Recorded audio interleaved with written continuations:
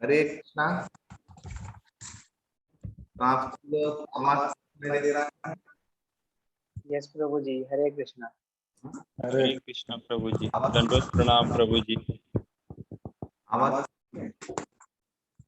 जी प्रभु। ओम ज्ञानस्य ज्ञानशलाकया नमः। नमः कृष्णाय भूतले श्रीमते भक्तिवेदांत स्वामी इति नामिने नमस्ते सारस्वती देवी गौरवाणी प्रचारिणे निर्विशेष शून्यवादी वासविकारिणे जय श्री कृष्ण चैतन्य प्रभु नित्यानंद श्री अद्वैत गदाधर श्रीवासरि गौर भक्तवृंद।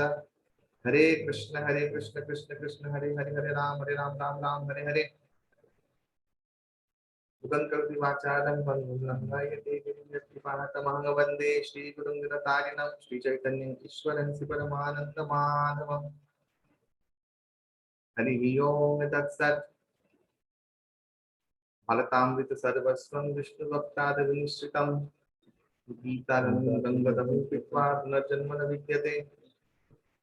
सर्वगुणशतकावो दुग्धगोपालनन्दन पार्थवद्विमुक्ता दुग्धं गीतामृतं महत्। श्री गीतोपनिषद की जय। हरे कृष्णा। तो आज हम लोग भगवत गीता का द्वितीय अध्याय पूरा एक ओवरलुक देखेंगे और गीता का जो सार है वो पूरा का पूरा इस अध्याय में दिया गया है। ये अध्याय काफी बड़ा है, 72 श्लोक है। इसका बहुत बहुत दिन, एटलीस्ट तो 6 घंटा लेक्चर दे तो 7-8 दिन में ही गीता का चैप्टर खत्म हो पाए।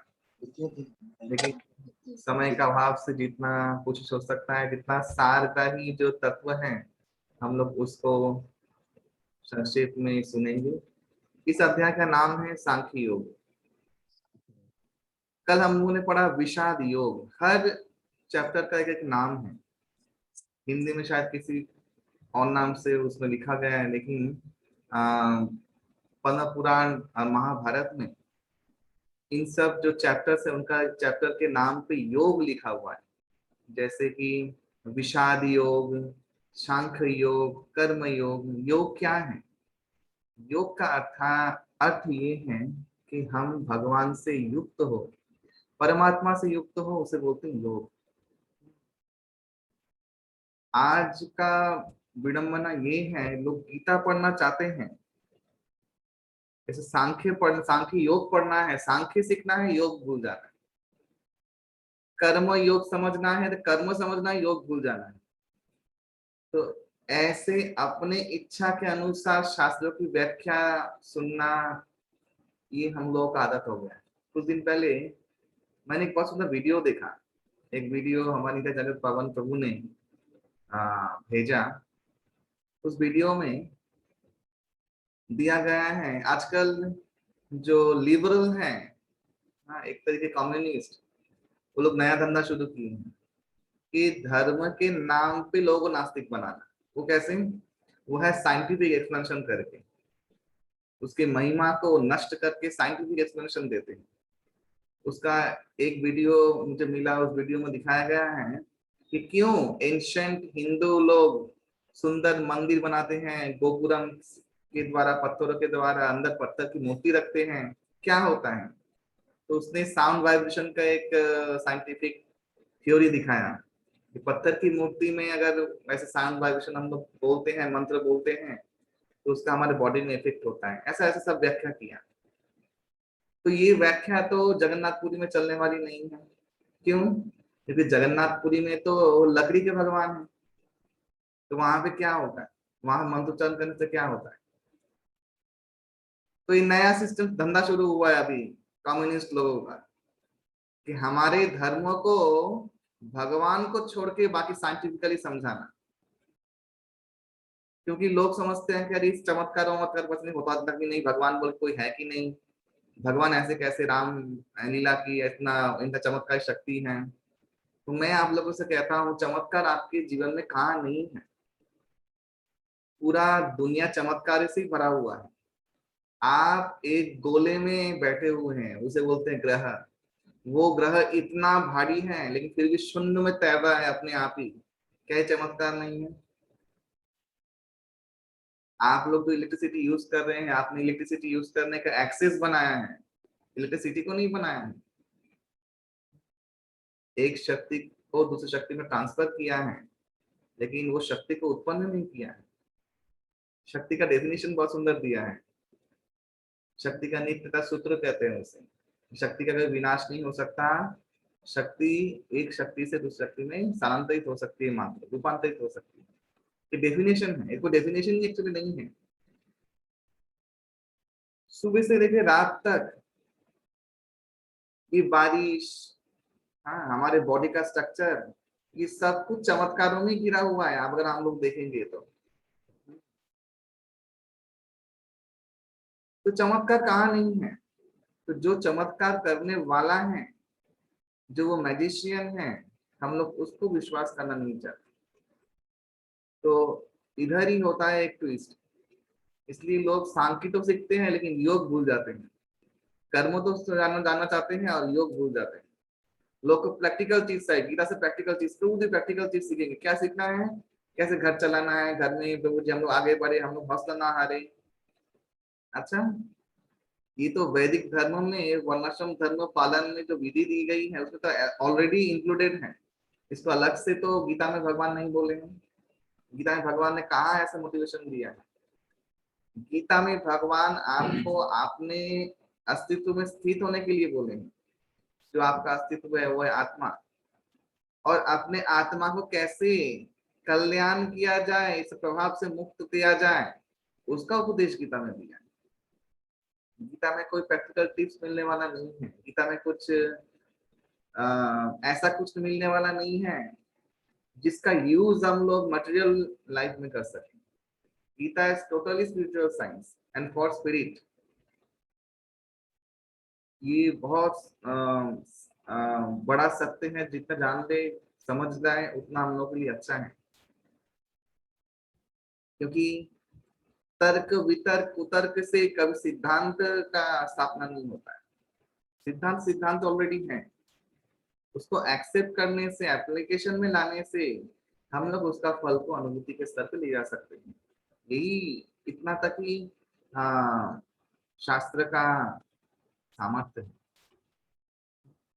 तो आज गीता का सेकंड चैप्टर है सांख्य योग। सांख्य योग का स्पेशल मीनिंग जो है, संख्या पूर्वक आपकी बॉडी और आपके सोल में जो डिफरेंस है, जो पार्थक्य है, उसको दिखा देना और आपको युक्त करना अपने आत्म स्वरूप में, उसे बोलते हैं सांख्य योग की डेफिनेशन है। आप लोग समझ गए? संख्या पूर्वक, एकदम एनालिटिकली, कैलकुलेशन के साथ, कि आप आपका शरीर से अलग हैं, इस संख्या पूर्वक आपको व्याख्या कर देना और आपको युक्त कर देना अपने स्वरूप में, उसे बोलते हैं सांख्य योग। ये सांख्य योग का डेफिनेशन है। लेकिन भगवान ने यहाँ पे और भी बहुत कुछ व्याख्या किया, तो वो हम लोग अभी देखेंगे। तो मैं स्क्रीन शेयर करूंगा।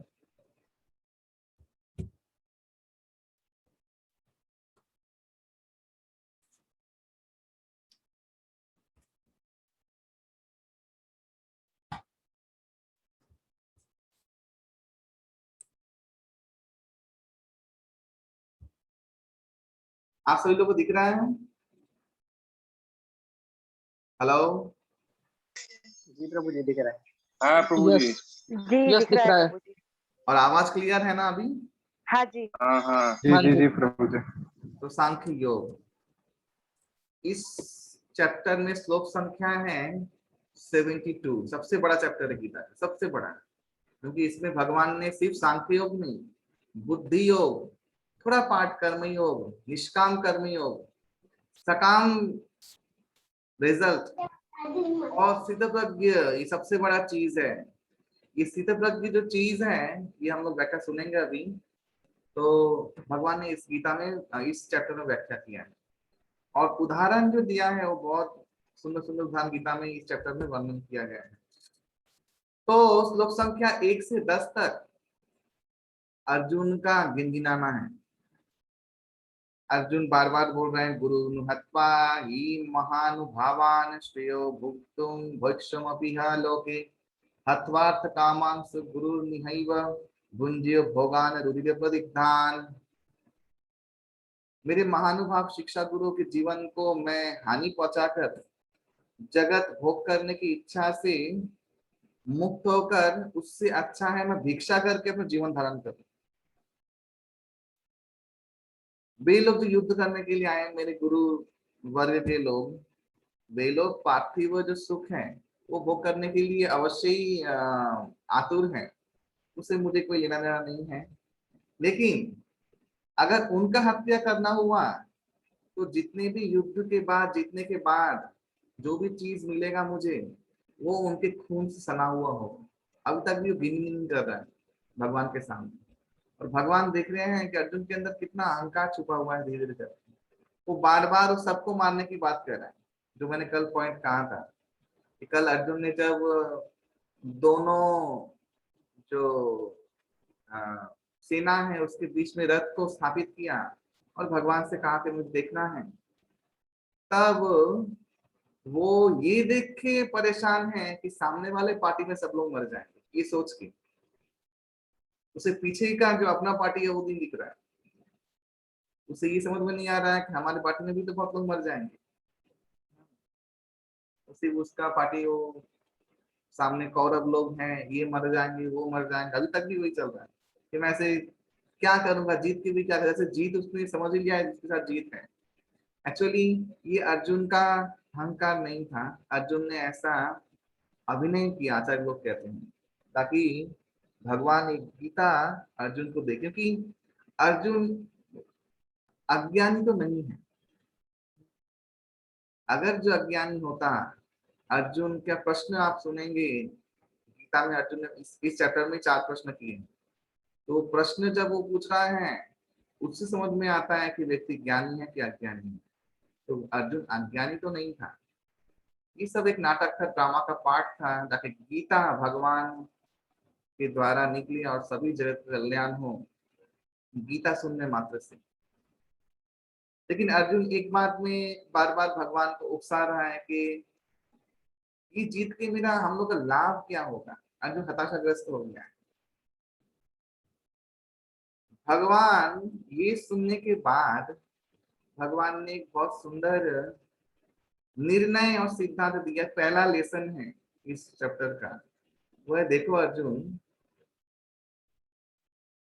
तुम धर्म करने के लिए आए हो।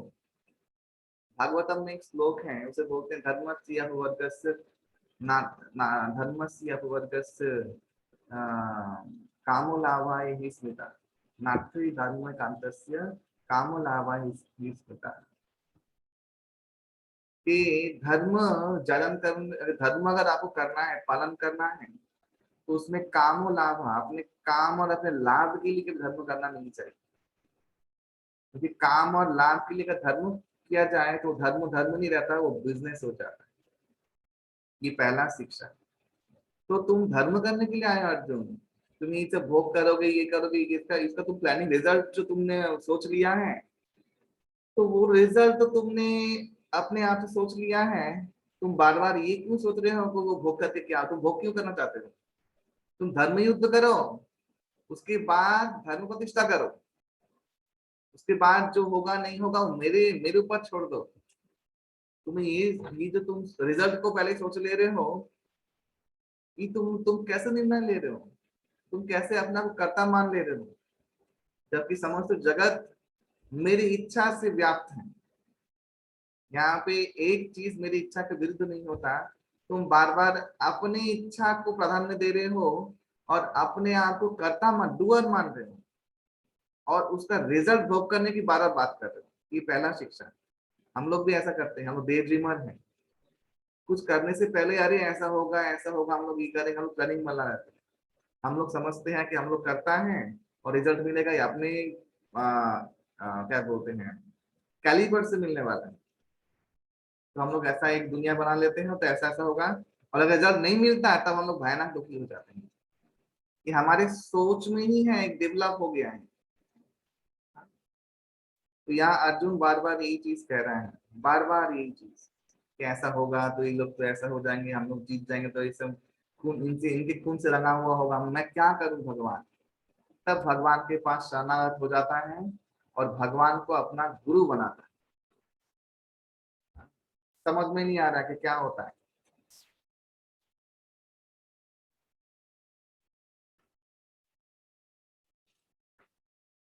भगवान को बोलता है कार्पण्य दोष अपहत स्वभाव पृच्छामि त्वां धर्म सम्मूढ़ चेता यच्छ शात निश्चितं ब्रूहि तन्न शिष्यस्ते अहं शाधिमां त्वां प्रपन्नः। 7 नंबर श्लोक है।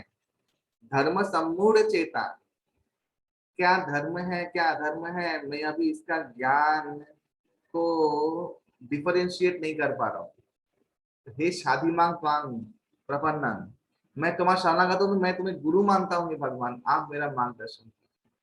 ये दूसरा शिक्षा। जब हम लोग जीवन में कहीं पर भी ऐसे संशय धर्म विपन्नता में फंस जाए, तब हम लोग को अवश्य ही श्रेष्ठ गुरु का आश्रय लेना चाहिए। यहाँ पे गुरु शब्द का क्या बोलते हैं यूज तो नहीं हुआ है, लेकिन फिर भी शादिमां त्वां प्रपन्नम, प्रपन्न माने शरणागति, ऐसे व्यक्ति के पास जो व्यक्ति श्रेष्ठ है। किस चीज में श्रेष्ठ है? क्या वो बहुत पैसे वाला होना चाहिए? क्या उसका बहुत यूट्यूब में नाम होना चाहिए? क्या वो बहुत बड़े पद में होना चाहिए? ऐसे लोग को गुरु बनाना है क्या?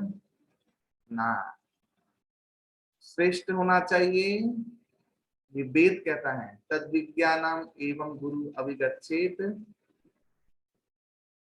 श्रोत्रियम ब्रह्मनिष्ठम। गुरु कौन होना चाहिए? श्रोत्रियम, परम सदाचारी, उच्च चरित्र वाला, जिसके चरित्र में कोई दाग नहीं है, जो इंद्रिय संयमी है, जो शांत दांतो, शांत है, मन से स्थिर है, जिसको वैदिक ज्ञान का सिर्फ थियोरिटिकल नॉलेज ही नहीं है, उसने रियलाइज भी किया, प्रैक्टिकल नॉलेज भी उसके पास है। और क्या होना चाहिए? ब्रह्मनिष्ठम, वो भगवान से युक्त होना चाहिए, क्योंकि जो भगवान से युक्त है वो तुम्हें युक्त कर सकता है। जो भगवान से युक्त नहीं हुआ वो आप तुमको कैसे युक्त करेगा? जो चीज मेरे पास है तो मैं आपको दे सकता हूँ, जो चीज मेरे पास है ही नहीं तो मैं आपको दूंगा कहां से? सीधी सी बात है। तो ऐसे सदाचारी व्यक्ति के पास, श्रेष्ठ व्यक्ति के पास, इसके गुण बात भगवान इसी गीता में बोलेंगे कौन है साधु, उसके पास जाके शरणागत होकर उससे धर्म अधर्म की शिक्षा लेनी चाहिए। अभी ये जो श्लोक है 7 नंबर, उसके जो तात्पर्य है, प्रभुपाद जी ने बहुत सुंदर ब्राह्मण और कृपण की वर्णना की। कृपण और ब्राह्मण कौन है उसका वर्णना किया है। एक ही श्लोक है और एक जैसा दिखने में श्लोक है, लेकिन एक अक्षर का वियोग से श्लोक का मीनिंग चेंज हो जाता है। ये बृहदारण्यक उपनिषद का श्लोक है 3, 8, 10। उसमें कहा गया है जो वा इत दक्षरं गार्गी अविदित्वा स्माल लोकात् प्रैति स कृपण। तो कृपण व्यक्ति, कंजूस व्यक्ति कौन है? जो मनुष्य अपने जीवन में अपने प्रकृत जो रियल समस्या है उसका समाधान नहीं करता और आत्म तत्व उपलब्धि किए बिना कुत्ते बिल्ली गधे के जैसे इस जगत से विदाई लेता है, उसे बोलते हैं कृपण व्यक्ति। वो व्यक्ति बहुत कृपण व्यक्ति है।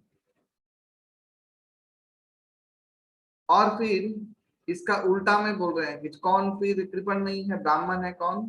तो बोले ज इत दक्षरं गार्गी विदित्मा स्माल लोकात् प्रैति स ब्राह्मण, कि वो व्यक्ति जो जीवन की सारी समस्याओं को समाधान कर चुके हैं उसको बोलते हैं ब्राह्मण व्यक्ति। समाधान कैसे होगा जीवन में? तो गुरु के पास जाने समाधान होगा। कभी भी बद्ध जीव जो खुद ही भ्रमित है, वो अपने आप से कभी ठीक निर्णय नहीं ले सकता। भ्रमित व्यक्ति ठीक निर्णय कभी नहीं ले सकता, ये संभव नहीं है। गुरु के पास, इतनी गुरु के पास जाना है। तो भगवान अर्जुन ने ये पहला स्टेप लिया कि स्वाधीनमां त्वां प्रपन्नम, हे कृष्ण मैं आपके चरणों में आश्रित, अभी आप मार्गदर्शन करें। तो यहाँ से गीता शुरू हो रहा है। भगवान उवाच, भगवान अभी फिलोसॉफिकल एक थीसिस देंगे लंबा 574 श्लोकों में।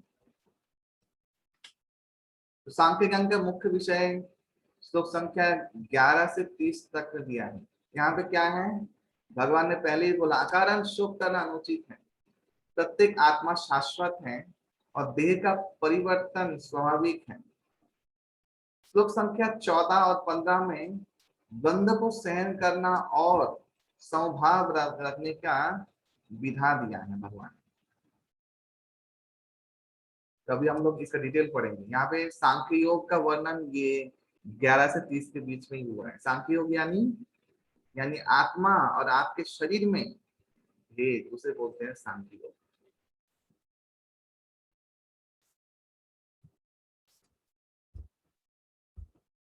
तो पहला ही भगवान ने कहा 13 नंबर श्लोक में, हे अर्जुन देहिनोऽस्मिन् यथा देहे कौमार यौवनञ्जरा तथा देहांतर प्राप्ति धीरस्तत्र न मुह्यति।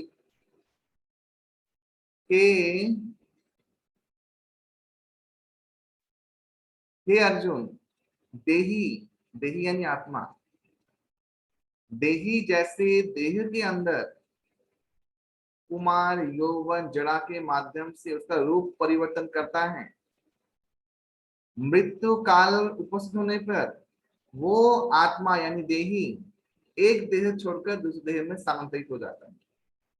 और स्थितप्रज्ञ जो व्यक्ति है, धीरे सत्र धीर बनना, जो स्थितप्रज्ञ व्यक्ति है वो कभी इस परिवर्तन से मुह्यमान नहीं होता, उस परिवर्तन से कभी भी दुखी नहीं होता, क्योंकि वो ज्ञान युक्त होता है।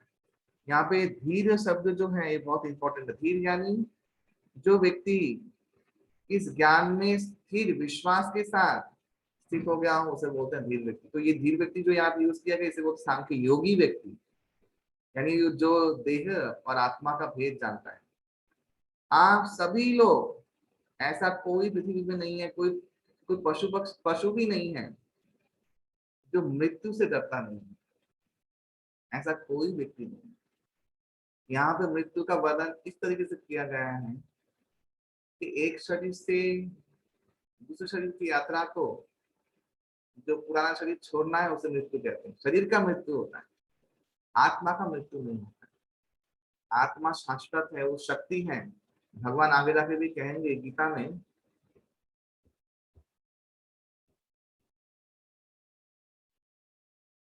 भगवान आगे जाके कहेंगे गीता में कि सभी वंश ममी वंश जीव लोग जीव पूरे सनातन है, मेरे अंश है, नित्य अंश है ये जीव। भगवान के दो तरीके के अंश होते हैं, स्वांश विभिन्न अंश। ये विभिन्न अंश क्या है, जीव है। कि भगवान के चित्त कर्ण के रूप में जगत में पूरे व्याप्त होते हैं, हम जीव कहते हैं। ये नाना शरीर धारण करते हैं और इनका संबंध क्योंकि भगवान के साथ नित्य संबंध है, तो ये लोग भगवान को भूल के जो संबंध के लिए दौड़ते हैं, इसीलिए अतृप्त रहते हैं, असंतुष्ट रहते हैं और कभी भी संतुष्ट नहीं हो पाते हैं जब तक कि ना वो अपने अंशी भगवान के प्रति पूर्ण शरणागत हो जाए। तो आप सभी लोग भगवान के विभिन्न अंश हैं, ये पहला सिद्धांत है। हम लोग कोई ऑर्डिनरी व्यक्ति नहीं है। साइंटिस्ट लोगों ने इसको ही कहा है कि एंटी मैटर, गॉड पार्टिकल कहा है। हाँ, इतना तक तो पहुंच गए हैं, गॉड पार्टिकल भगवान ने पहले ही कहा है। हाँ, तो मेरी चित्त कण ये विभिन्न अंश आत्मा स्वरूप, आत्मा का बहुत बहुत सूक्ष्म स्वरूप है। पिताशुक्र उपनिषद में आत्मा का आयतन लिखा हुआ है। उपनिषद में क्या दिया है, बालार्थ भागस्य कल्पितस्य च भागो जीव हे सब विक्रिय सतनंताय कल्पते, कि आपकी बाल के अग्रभाग का शतखंड करो, 100 खंड करो, फिर कैसे बंद उस एक खंड को लेके उसका 10 बार विभाजन करने के बाद जो परिमाण आयतन रहता है सुना उसको कहते हैं, हाँ, वो है आत्मा का आयतन। जो म्यूट नहीं है प्लीज म्यूट कर दे, यहाँ पे इको होता है। उतना वो है आत्मा का स्वरूप। सोचिए, इतना स्मॉल, इतना स्मॉल, इतना छोटा, सूक्ष्म।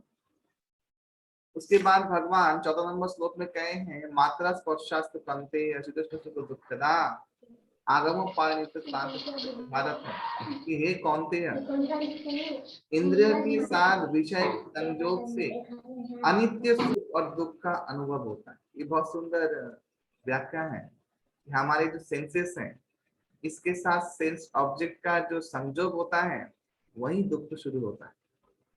जब ये दुख सेंस ऑब्जेक्ट के साथ संयोग होता है, तब नाना प्रकार की अनुभूतियां होती, सुख दुख की। ठीक जैसे शीत और ग्रीष्म ऋतु का गमनागमन के जैसे, आप शीत आए, ग्रीष्म ऋतु आए, गर्म का महीना आए, गर्मी का महीना, आपको सहन करना पड़ेगा। हे भरतपुर प्रदीप, कि इंद्रियाती अनुभूति के द्वारा प्रभावित नहीं होकर उसको सहन करने की कोशिश करो। ये सहनशीलता, ये सबसे बड़ा शिक्षा गीता में भगवान ने दिया। भगवान इसके ऊपर पूरी गीता दी है, ये पूरा चीज है गीता का। गीता का सार क्या है? सहनशीलता, टॉलरेंस, धीर बनना।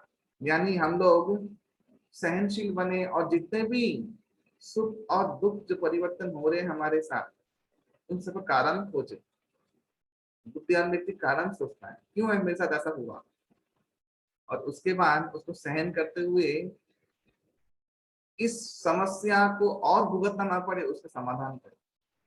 बुद्धिमान व्यक्ति समाधान चाहता है, बुद्धिमान व्यक्ति कैरियर करना नहीं चाहता।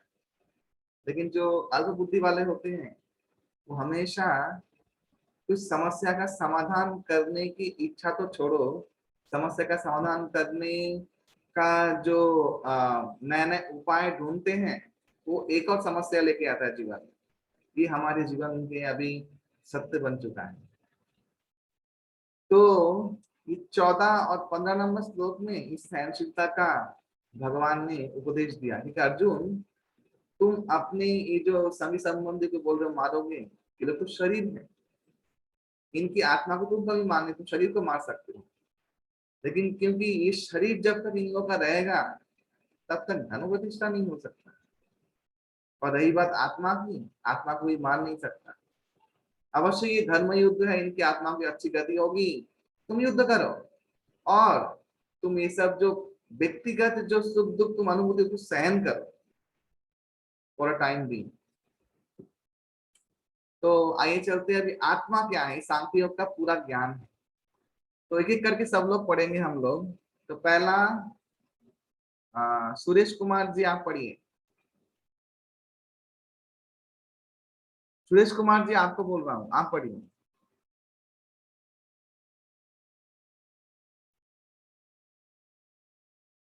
सुनते बच्चा नहीं? सुरेश कुमार जी आप पढ़िए, आपको दिख रहा है?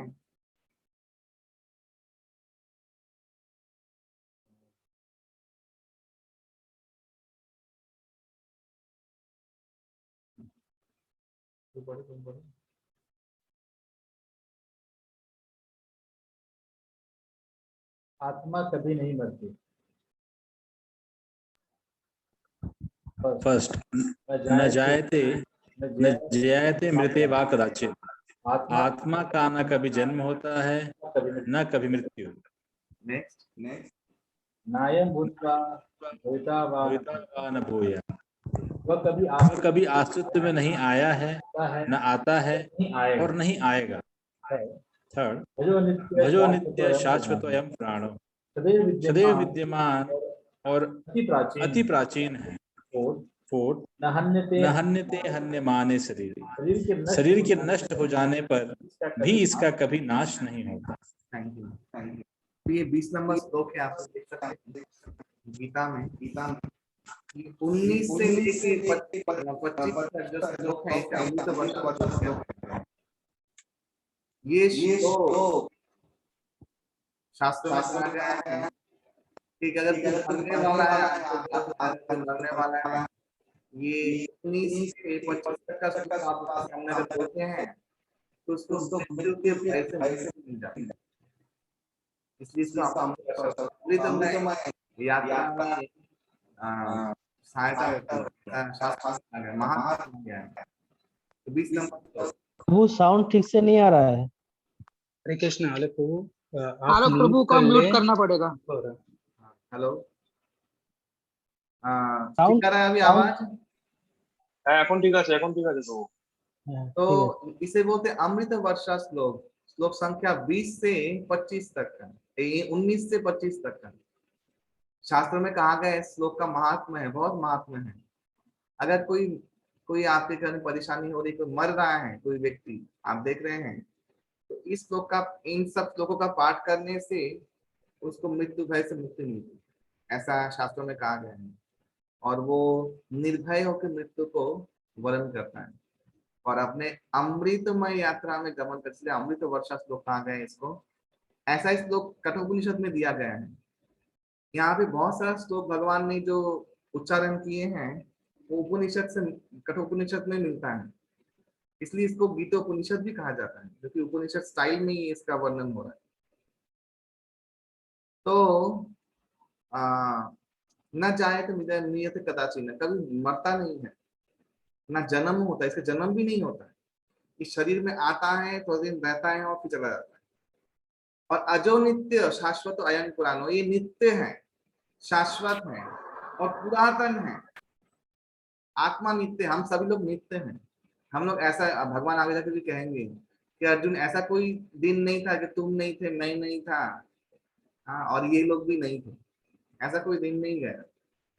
और ना ही भविष्य में ऐसा होगा, तुम भी रहोगे, मैं भी रहूंगा, सब लोग रहेंगे, अलग अलग रूप में, अलग अलग अवस्था में रहेंगे अपने कर्मों के हिसाब से, लेकिन रहेंगे, अस्तित्व नष्ट नहीं होगा। क्यों? क्योंकि ये विभिन्नांश शक्ति, देखिए आपने जब फिजिक्स पढ़ा है, शक्ति कभी नष्ट नहीं होता है, एक रूप से दूसरे रूप स्थानांतरित होता मात्र है, बस। ठीक ऐसे आत्मा शक्ति है, शक्तिवाचक है, पुलिंग जैसा, जैसे कोई स्पार्क होता है ना, वैसा आता है आत्मा। तो आत्मा का कभी नाश नहीं, संभव नहीं है, शक्ति का कभी नाश संभव नहीं है, ठीक है, आत्मा का भी कभी नाश संभव नहीं।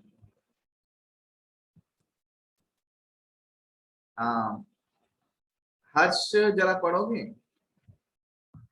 जी प्रभु जी।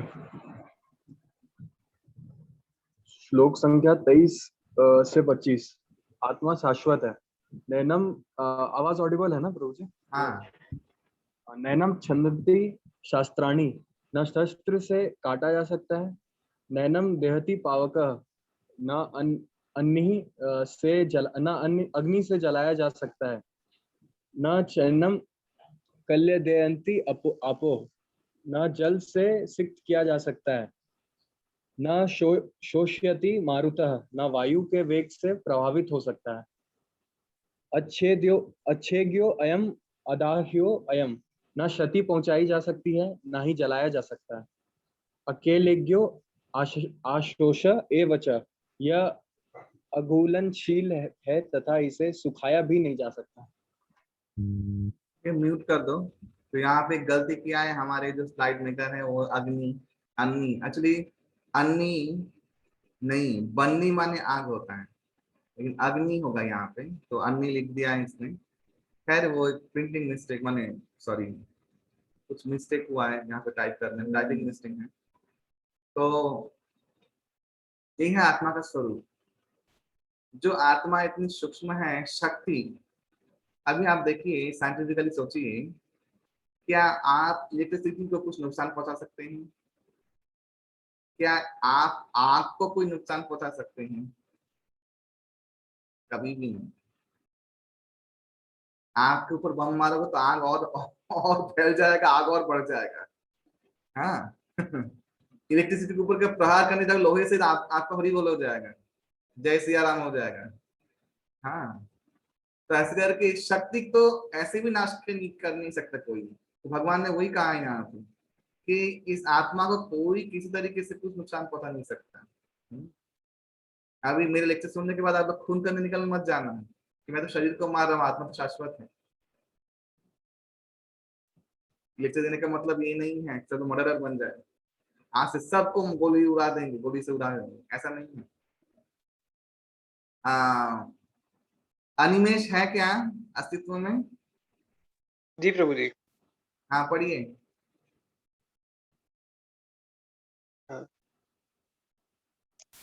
7 नंबर। नित्यः सर्वगतः स्थाणुर यह चिरस्थायी सर्वज्ञ तथा अपरिवर्तनीय है। अचलो अयम सनातनः यह अचल तथा सदा ही शाश्वत है। अव्यक्तो अयम चिंतयो अयम यह अगोचर तथा अचिंत्य है। अविकरो अयम उच्यते यह अडिग है। तस्माद एवं विदित्वैनम ऐसा जानकर नानु शोचितुम अर्हसि हमें शरीर के लिए कभी भी शोक नहीं करना चाहिए। तो यहाँ पे सांख्य योग खत्म हो जाता है, बस इतना ही श्लोक है सांख्य योग का। आत्मा का डिटेल भगवान ने कहा है। अभी आत्मा के स्वरूप की चर्चा करेंगे, हम डिस्कस करेंगे। भगवान ने यहाँ पे सब कुछ कहा है, आत्मा को शक्ति के रूप में कहा है कि शक्ति, जो शक्ति है आत्मा, तो आत्मा का ये सब गुण है, आत्मा को कोई कुछ कर नहीं सकता किसी भी तरीके से, और ना कोई ऐसा यंत्र बनेगा कभी, ना कोई ऐसा कोई विज्ञान शोध कर पाएगा कि आत्मा को किसी क्या बोलते हैं माइक्रोस्कोपिक चैनल के द्वारा या मशीन के द्वारा या किसी भी रेडियो एक्टिव यंत्रों के द्वारा आत्मा को ट्रेस करना या आत्मा को आइडेंटिफाई करके सबको जताना, ये कभी संभव नहीं। वो बहुत सूक्ष्म है, हमारे बुद्धि के परे की वस्तु है। शास्त्रों में एक श्लोक बहुत सुंदर लिखा हुआ है भगवान के बारे में कि भगवान परमात्मा ब्रह्म रूप में शक्ति रूप में विराज करते पूरे सर्वत्र में। तुलसीदास जी ने बस लिखा राम बसरु सर्वत्र समान, राम सर्वत्र समान उस विराज करते हैं, एक ही श्लोक में लिखा तुलसीदास जी ने। वैसा ही वेद में श्लोक दिया है कि महतो महान अनयोर अन्यान। भगवान कौन है? आपकी बुद्धि में जितनी बड़ी वस्तु है, महान वस्तु है, उससे महान है। और अनयोर अन्यान, और आपके बुद्धि में जितनी सूक्ष्म है क्वांटम, उसके भी सूक्ष्म भगवान है शक्ति।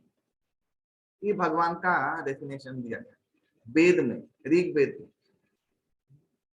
ठीक ऐसे आत्मा अति सूक्ष्म से सूक्ष्म है, वो संभव नहीं है किसी भी वैज्ञानिक ढंग से उसको व्याख्या करना, लेकिन उसको शाश्वत माने सत्ता है। आत्मा उसके अविलक्षण से जाना जाता है। तो अभी सुनिए आत्मा का अविलक्षण। आत्मा का 3 अविलक्षण है, वो है thinking, feeling and willing. Thinking यानी क्या? थिंकिंग यानी क्या? सोचना। हाँ, सोचने के लिए क्या चाहिए? चिंतन करना प्रभु जी। क्या? चिंतन, यस।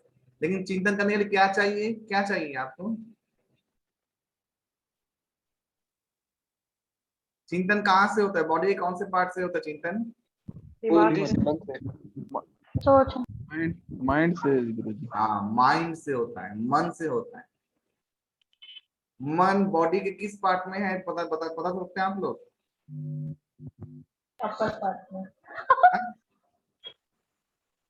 मन हमारे आत्मा में है प्रभु जी। अवश्य। तो ये जो मन है इसका स्वरूप आत्मा में अवस्थान करता है, हमारे बॉडी पार्ट्स में कहीं पे मन का स्वरूप नहीं है। ये मन इतना सूक्ष्म है तो सोचिए आत्मा कितना सूक्ष्म हो सकता है। ये पहला पॉइंट। तो चिंतन, थिंकिंग, फीलिंग, और हम लोग अनुभूति करते हैं। ये अनुभूति आत्मा का गुण है। डेड मैटर में अनुभूति नहीं होती, जिसमें आत्मा नहीं है, लकड़ी वगैरह जो भी चीज है, आत्मा जहाँ पे नहीं है वो अनुभूति नहीं कर सकता। इसलिए डेड मैटर में क्या, डेड और लिविंग में क्या अंतर है? ये अंतर है। चिंतन, फीलिंग यानी अनुभूति कर सकते हैं, और विलिंग इच्छा शक्ति, ये बहुत बड़ा चीज है। आत्मा में इच्छा शक्ति होती है। मनुष्य में वो बहुत हद तक उसको भगवान ने छूट दी है, और योनियों में उनके क्रिया मात्र के लिए ही छूट दी गई है। लेकिन मनुष्य योनि में कर्म करने के लिए छूट दी गई है। मनुष्य योनि कर्म योनि है, हाँ, बाकी सब योनि भोग योनि है।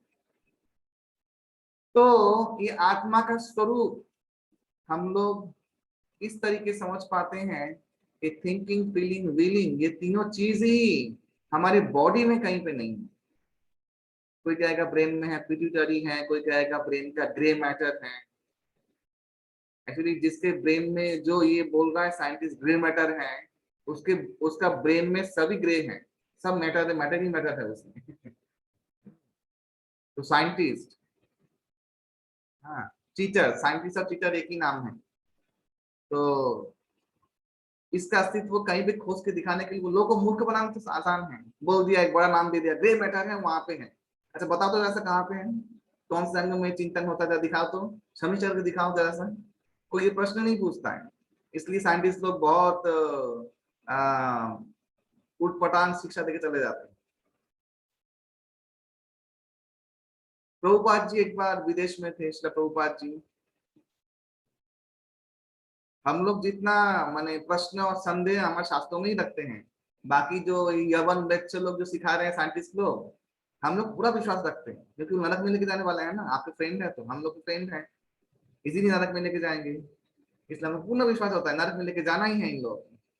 तो प्रभुपाद जी हम प्रश्न नहीं पूछते, संदेह जितना है साइंटिफिक एक्सप्लेनेशन उल्टा पाल्टा वो हमारे धर्मों के ऊपर देते हैं, उनके ऊपर नहीं देते हैं।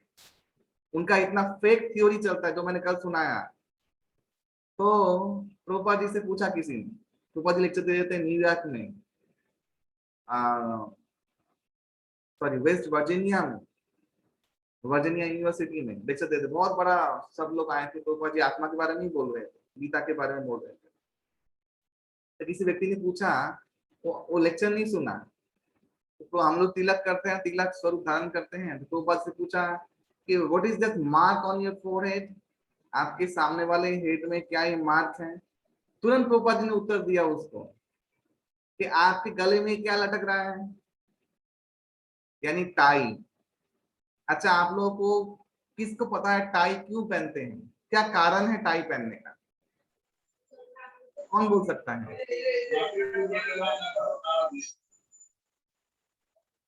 सर्दी, प्रभु जी सर्दी से बचने के लिए टाई पहनते हैं फॉरेन में, ऐसा नहीं सुना था कभी। Mark of slave. तो वो तो माफलर पहनने से भी हो जाता है, टाई क्यों पहनना है, सर्दी से बचना है तो। छोटा सा कपड़ा है, सांप जैसा लटकता है गले में, टाई क्यों पहनते हैं? कोई प्रश्न नहीं करता है, लोग तो लोग लगा के घूमते हैं, बहुत अपने आप को समझते हैं बहुत बड़े विद्वान हो गए हैं, टाई पहन लिए हैं। तो हम लोग अपने धर्म का अपमान करते हैं हमेशा, और दूसरे को देख के सीखते हैं, हाँ ये कितना सुंदर है, वाह ये हक के गया है, चलो सुन ले, विदेशी हक के गया है। हाँ, तो ये हम लोग का स्वभाव हो चुका है। प्रभुपाद जी ऐसे नहीं थे, प्रभुपाद ने ये शिक्षा दिया है। प्रश्न उनसे पूछो, उन मूर्खों से, ग्रे मैटर में अगर मन है कहाँ पे है दिखाओ, प्रमाण करो। तुम्हारे खोपड़ी में भूसा व गोबर है, ये मैं प्रमाण करता हूँ जो बोल रहा है। हाँ, तो मन, चिंतन, फीलिंग, विलिंग, ये आत्मा का गुण है, ये आत्मा के अंदर है, ये हमेशा याद रखिएगा। इसीलिए डेड बॉडी और लिविंग बॉडी में ये तीन चीज का ही फर्क होता है, उसको अनुभूति है। डेड बॉडी में अनुभूति नहीं होती, आत्मा जैसे शरीर त्याग दिया, ये तीन चीज गायब, तुरंत गायब। अगर ग्रे मैटर में वो है तो इसका तो कुछ तो उसका फीलिंग माने कुछ तो आना चाहिए नहीं, क्योंकि ये बॉडी में है ही नहीं ये चीज। ये मैकेनिज्म बॉडी का मैकेनिज्म नहीं है, ये सटल मैकेनिज्म है। इसीलिए ये पुनर्जन्म में जाति स्मरण होता है, क्योंकि मन क्या है, एक अनलिमिटेड स्पेस वाला हार्ड डिस्क, वहां पे हर जन्म के संस्कार संचित होते हैं। इसीलिए हम लोग तो कोई भी मरा नहीं है, कोई मरा है अभी तक, किसको मरने का एक्सपीरियंस हुआ है, किसी को हुआ है? मैं आप लोगों से पूछ रहा हूँ, किसी को मरने का एक्सपीरियंस हुआ है? नहीं हुआ अभी तक तो। नहीं नहीं हुआ तो मरने से डरते क्यों हैं? आप तो मरे ही नहीं, पता ही नहीं मरने से क्या, तो डरते क्यों हैं मरने से? कोई मरना नहीं चाहता, डरते हैं सब लोग, कुत्ते बिल्ली गधे भी डरते हैं। क्यों? क्योंकि इस मन में वो छुपा हुआ है मरने का एक्सपीरियंस, वो भयानक स्थिति, इसीलिए हम लोग डरते हैं मरने से। कुत्ता बिल्ली गधा वो भी डरता है, कुछ मारने जाते तो हट जाते हैं, उनको पता है कि इसको उससे मुझे आघात लगने वाला, मेरा कुछ हो जाएगा, उतना बुद्धि है उन लोगों में। क्योंकि हम लोगों के मन में उस सॉफ्ट हार्ड डिस्क में, सटल हार्ड डिस्क में सब कुछ संचित है, पूर्व संस्कार, इसीलिए हम लोग बिना मरने, मरा भी हम लोग है ही नहीं, लेकिन हम डरते बहुत ज्यादा है मरने से। कोरोना में तो ये डर बहुत सुंदर तरीके से पेश किया गया, आपने देखा है अपने आंखों से। तो सभी लोग ये चीज को अविश्वास नहीं कर सकते, क्योंकि ये आत्मा में ये सॉफ्ट कॉपी है। अभी हम लोग चर्चा करेंगे ये री इनकारनेशन के ऊपर। भगवान ने जो कहा है कि देह का स्थानांतरण होता है, अभी आप लोग इस प्रमाणित कैसे मानेंगे? सबसे मेन प्रश्न, मैं कौन हूं? क्या मैं शरीर हूं, मन हूं, या कुछ और हूं? भगवान ने उत्तर दिया कि आत्मा, ये जो शरीर आपको दिखता है स्थूल शरीर है, पंचभौतिक शरीर। आत्मा अंदर शक्ति के रूप में होता है, और मन बुद्धि अहंकार का सूक्ष्म शरीर होता है। जैसे कोई मर जाता है घर में, हमने बोले ना ही पास्ट अवे, अरे बॉडी तो पड़ा हुआ है, कौन पास्ट अवे, कौन चला गया है? भगवान ने कह दिया देही न दे कोमन जरा कि जो आत्मा है वो शरीर धारण करता है, चेंज करता है, और अपने संस्कारों को एक शरीर से दूसरे शरीर में लेके जाता है। जैसे भगवान ने उदाहरण भी दिया है, जैसे एक वायु सुगंधित फूलों का गंध किसी एक जगह से दूसरी जगह लेके जाते हैं, गीता में पढ़िएगा, बहुत उदाहरण दिया भगवान। जैसे एक सुगंधित एरोमा, फूल का एरोमा वायु अपने वेग से एक जगह से दूसरी जगह लेके जाता है, वैसे ही आत्मा इन संस्कारों को एक शरीर से दूसरे शरीर में स्थानांतरित करते हैं। इसमें कोई संदेह नहीं है, बहुत बड़ा विज्ञान यहाँ पे कहा गया। भगवान ने कहा है मृत्यु के बारे में, एक और चीज कहा है कि वासांश चिन्नानि यथा विहाय नवानि गृह्णाति नरको परानि तथा चिन्नानि विहाय जिन्नानि संजाति नवानि देहि। ठीक ऐसे जैसे पुराना कपड़ा कोई त्याग करता है, नया कपड़ा धारण करता है, ठीक ऐसे आत्मा भी पुराना शरीर ध्यान नष्ट, जो शरीर क्या बोलते हैं, अकर्मण्य हो चुका है शरीर, उस शरीर में उसका काम नहीं है, तो शरीर त्याग करके नया शरीर धारण करती है। ये श्लोक हम लोगों ने पढ़ा। अभी साइंटिफिक रिसर्च, बहुत लोगों को अमेरिका में नियर डेथ एक्सपीरियंस और आउट ऑफ बॉडी एक्सपीरियंस हुआ है। और आप लोगों को मैं अपना व्यक्तिगत जीवन घटना बता रहा हूँ। मेरी माँ को ब्रेन ट्यूमर हुआ था आज से 5 साल पहले। मेरी माँ ने आउटर बॉडी एक्सपीरियंस सच में किया है। मेरी माँ ने मुझको, मेरे परिवार वालों को शेयर किया है। मेरी माँ का 5 बार ऑपरेशन हुआ, गलत ब्रेन ट्यूमर ऑपरेशन हुआ, फिर उसके बाद ठीक लोब में किया।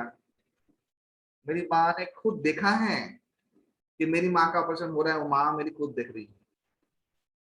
ये मेरी माँ ने सत्य घटना मुझे बताया है, ये कोई असत्य घटना नहीं है, क्योंकि उसको तो इतना शास्त्र ज्ञान नहीं है, इतना कुछ पता नहीं, लेकिन मैंने सच में, ये सपना भी नहीं है कुछ भी, मैंने खुद देखा है कि मेरा ऑपरेशन हो रहा है, और मैं बाहर से डॉक्टर को देख रही हूँ, नर्स को देख रही हूँ, मेरी बॉडी को मैं देख रही हूँ, मुझे ऐसा अनुभूति हुआ। तो ऐसे बहुत सारे रिकॉर्ड्स अमेरिकन मेडिकल जर्नल में छपे हैं, ये आपको डिटेल दिया गया है। हाँ, ऐसे बहुत सारे लोगों का एक्सपीरियंस को रिकॉर्ड किया गया है, उनको नियर डेथ एक्सपीरियंस, यानी मरते मरते बच गए, नियर डेथ एक्सपीरियंस हुआ है।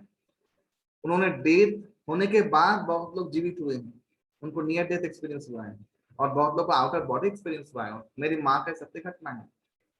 तो मेरी माँ को मैंने कुछ दिन मैंने माँ को सपना देखा है, कुछ नहीं, ऐसा कुछ नहीं, लेकिन मुझे पता है कि आउटर बॉडी एक्सपीरियंस होता है। इसे बोलते हैं एस्ट्रो प्रोजेक्शन, नाभि के द्वारा आत्मा शरीर के बाहर निकलता है, नाभि के कॉर्ड से युक्त रहता है उस शरीर के साथ। ये कॉर्ड विच्छिन्न होने को मृत्यु कहते हैं। जब मरते हैं तब ये कॉर्ड नहीं रहता है आत्मा के साथ शरीर का, लेकिन जब आउटर बॉडी एक्सपीरियंस होता है तब ये कॉर्ड से नाभि के साथ युक्त रहते हैं। इसके बहुत सारे एनालिटिकल किताब है, बहुत कुछ है। एस्ट्रो प्रोजेक्शन बहुत सारे योगी ने करके दिखाया है। स्वामी विवेकानंद ने अपने जीवन करके दिखाया है। स्वामी विवेकानंद का एक घटना है जो आप लोग को अच्छा लगे सुन के, कि स्वामी विवेकानंद आत्मा को प्रमाण करने के लिए एक बार वो अमेरिका में ही थे। उन्होंने कहा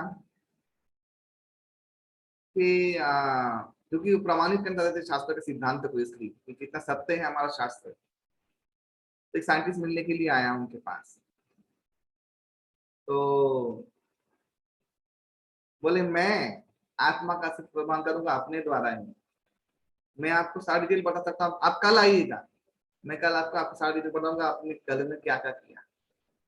तो कहने का तात्पर्य ये था। नेक्स्ट दिन वो आदमी फिर आया और फिर स्वामी विवेकानंद ने पूरा डिटेल बता दिया, कल आप ऐसे गए थे, ऐसे उधर ऊपर उठे, फिर ऐसे आपने खाना खाया, हाँ ये सब किया, ऐसे बताया। तो आदमी चौंक गया, बोला आपको पता चला? मेरी इधर इतना सिक्योरिटी है, मेरे वहां पे तो प्रवेश और कोई आया भी नहीं। और तब उस जमाने में तो कैमरा ये सब हिडन कैमरा सब नहीं था, और ना ही मोबाइल था, ना ही व्हाट्सएप, ये सब कुछ भी नहीं था। कैसे पता चला आपको?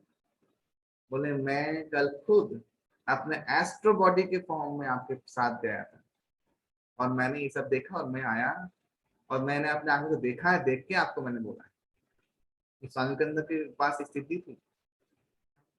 ऐसा बहुत सारे योगिक हैं जो अपना एस्ट्रो बॉडी फॉर्म में बाहर निकलते हैं और नाना तरह से बहुत सारी क्रियाएं करते हैं और फिर अपने शरीर के अंदर वापस आते हैं। योगिक लोग को शरीर में वापस आना की विद्या पता है, इसलिए वो आ जाते हैं। लेकिन हम लोग जो मुक्त जीव हैं, जो हम सिद्धि प्राप्त नहीं किए हैं, उनको आत्मा निकलने के बाद कॉर्ड नाभि के द्वारा ही आना पड़ेगा। और ये फेनोमेनन प्रकृति के अनुसार होता है, कभी कभी होता है रेयर। तो मेरे माँ के साथ प्रैक्टिकल ये हुआ है। मैंने मेरे माँ को बताया कि माँ, तुमने जब ऊपर से देखा तुम्हारा ऑपरेशन हो रहा है, तुम्हारे बॉडी का अनुभूति में हुआ था? काट रहे, चिर रहे कुछ?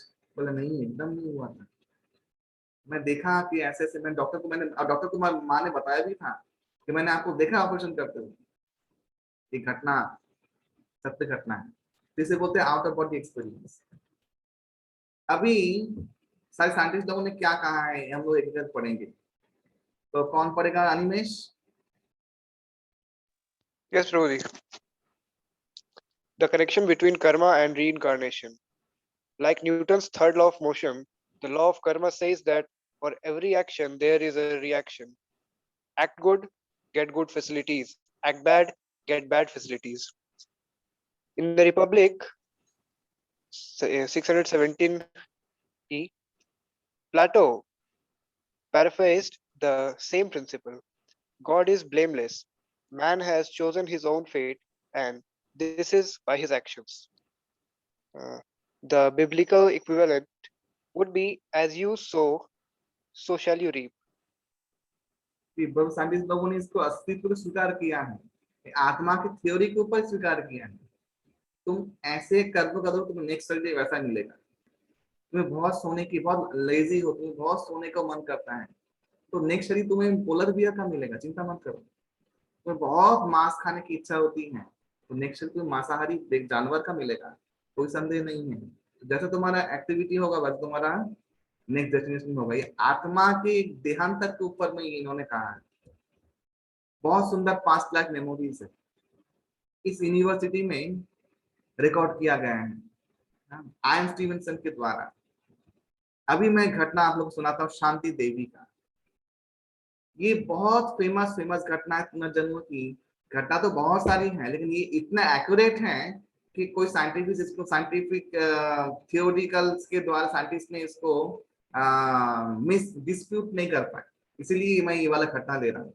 आप लोग जाइएगा, आप लोग इसको गूगल कीजिएगा, आप लोग को डिटेल मिलेगा पूरा। शांति देवी बहुत फेमस घटना है। ये डिटेल्स, शांति देवी का जन्म हुआ था, दूसरा जन्म वो है 1926 11 दिसंबर, और वो पहले एक वैश्य जो मथुरा में रहते थे, उनकी पत्नी लुब्धि, अच्छा लुब्धि नहीं, लुब्धि नाम था, इधर थोड़ा गलत है, उसका मृत्यु हुआ था इसका इसका मृत्यु हुआ था 1925 4 अक्टूबर, और 11 दिसंबर, इन एक साल की अवधि के बाद इसका पुनर्जन्म हुआ और दिल्ली में जन्म हुआ।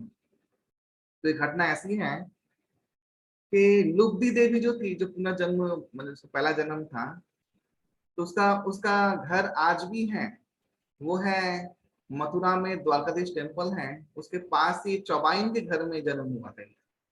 ब्राह्मण परि माने जन्म नहीं हुआ था, विवाह करके वहां पे आई, हाँ, चौबे जी के पास। तो आज भी वो घर वहां पे उपस्थित है। तो वो व्यक्ति लोग पंडिताई ये सब करते थे वो लोग, तो उनका मृत्यु हुआ किसी रोग की वजह से। बहुत कम उम्र में एक संतान जन्म लेके संतान का जन्म देते हुए मर गई थी। उस समय तो फैसिलिटी नहीं था, और मरने के बाद उसका फिर जन्म हुआ 11 दिसंबर 1906 में दिल्ली में, हाँ दिल्ली में करोल बाग जगह पे उसका जन्म हुआ, एक फैमिली, वैश्य फैमिली।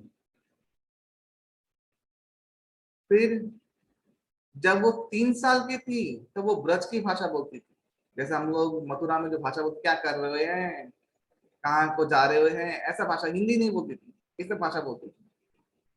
तो लोग उतना ध्यान नहीं दिए, लेकिन जब वो 6 साल की हुई बच्ची, तब वो घर में रहना नहीं, मगर नहीं मेरा पति है, मेरा बच्चा है, और मैं मथुरा की हूँ, एक द्वारकाधीश मंदिर है, उसके पास ही इतना गली नंबर, इतना नंबर मेरा घर है। बार बार ये बोले, बार बार ये बोले, और बहुत ही मैच्योर वुमेन जैसा बिहेव करे। उसे उसके माता पिता फ्रॉक पहनाने लगे, तो फ्रॉक तो पहनती थी, ऊपर दुपट्टा लेके ऐसे उड़ना लगा देते, जैसे वो बहू है घर की। और बार बार बोलते कि मेरा पति है, ऐसा चौबे, उनका नाम भी दिया हुआ डिटेल में, आप लोग पढ़िएगा। तो ये घटना इतनी फैल गई, इनके कोई रिलेटिव आए, रिलेटिव ने छानबीन किया कि बात सत्य है कि प्रमाणित माने क्या है, पूछते हैं। तो रिलेटिव ने क्या किया, जो एड्रेस वो बोलती थी ना, अभी देखिए द्वारकाधीश टेम्पल के पास पंडिताई के जो माने चौबे जी है, ये फेमस होते, वहां कहीं पर भी, जैसे पहले जमाने में एड्रेस इतना परफेक्ट नहीं होता था कि इतना गली नंबर, रोड नंबर, ये बाई ये बटा नंबर, ये सब उतना नहीं होता था। नाम से पता देते, अच्छा ये नाम है तो उधर होगा। तो उसने उस नाम का लेटर इंग्लैंड लेटर में लिख के, वो सब लिख, घटना लिख के, और जो एड्रेस बताती है वहां छोड़ दिया, देखते हैं क्या होता है, और अपना पता नंबर माने पता सब कुछ दे दिया। तो 2 महीने के बाद उसका रिप्लाई आया, सच में उधर से रिप्लाई आया, एक घटना सत्य घटना है। जब वो जो उनके पति देव हैं, तो वो तो देख के चौंक गए, और कुछ 3-4 पॉइंट मेंशन किए थे कि ये लड़की ऐसा ऐसा बोलती है, कि आप ऐसा ऐसा आपके लड़का है, कब ऐसा ऐसा मृत्यु हुआ था।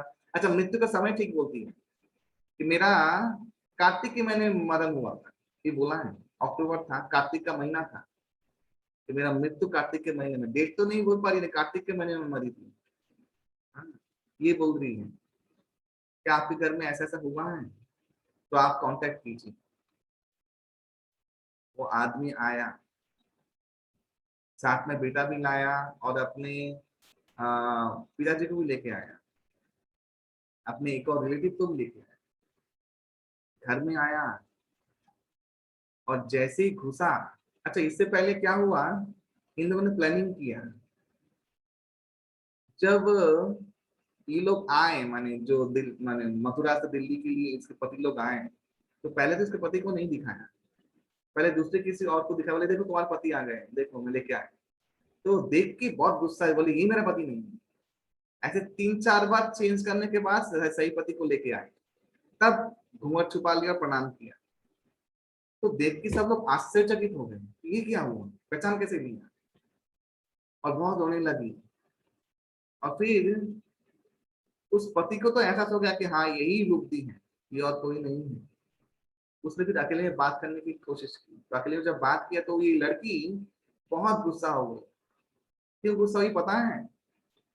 क्योंकि इस व्यक्ति ने दूसरी शादी कर लिया, और जब ये मर रही थी तब इसने वचन दिया था कि मैं दूसरी शादी कभी नहीं करूंगा।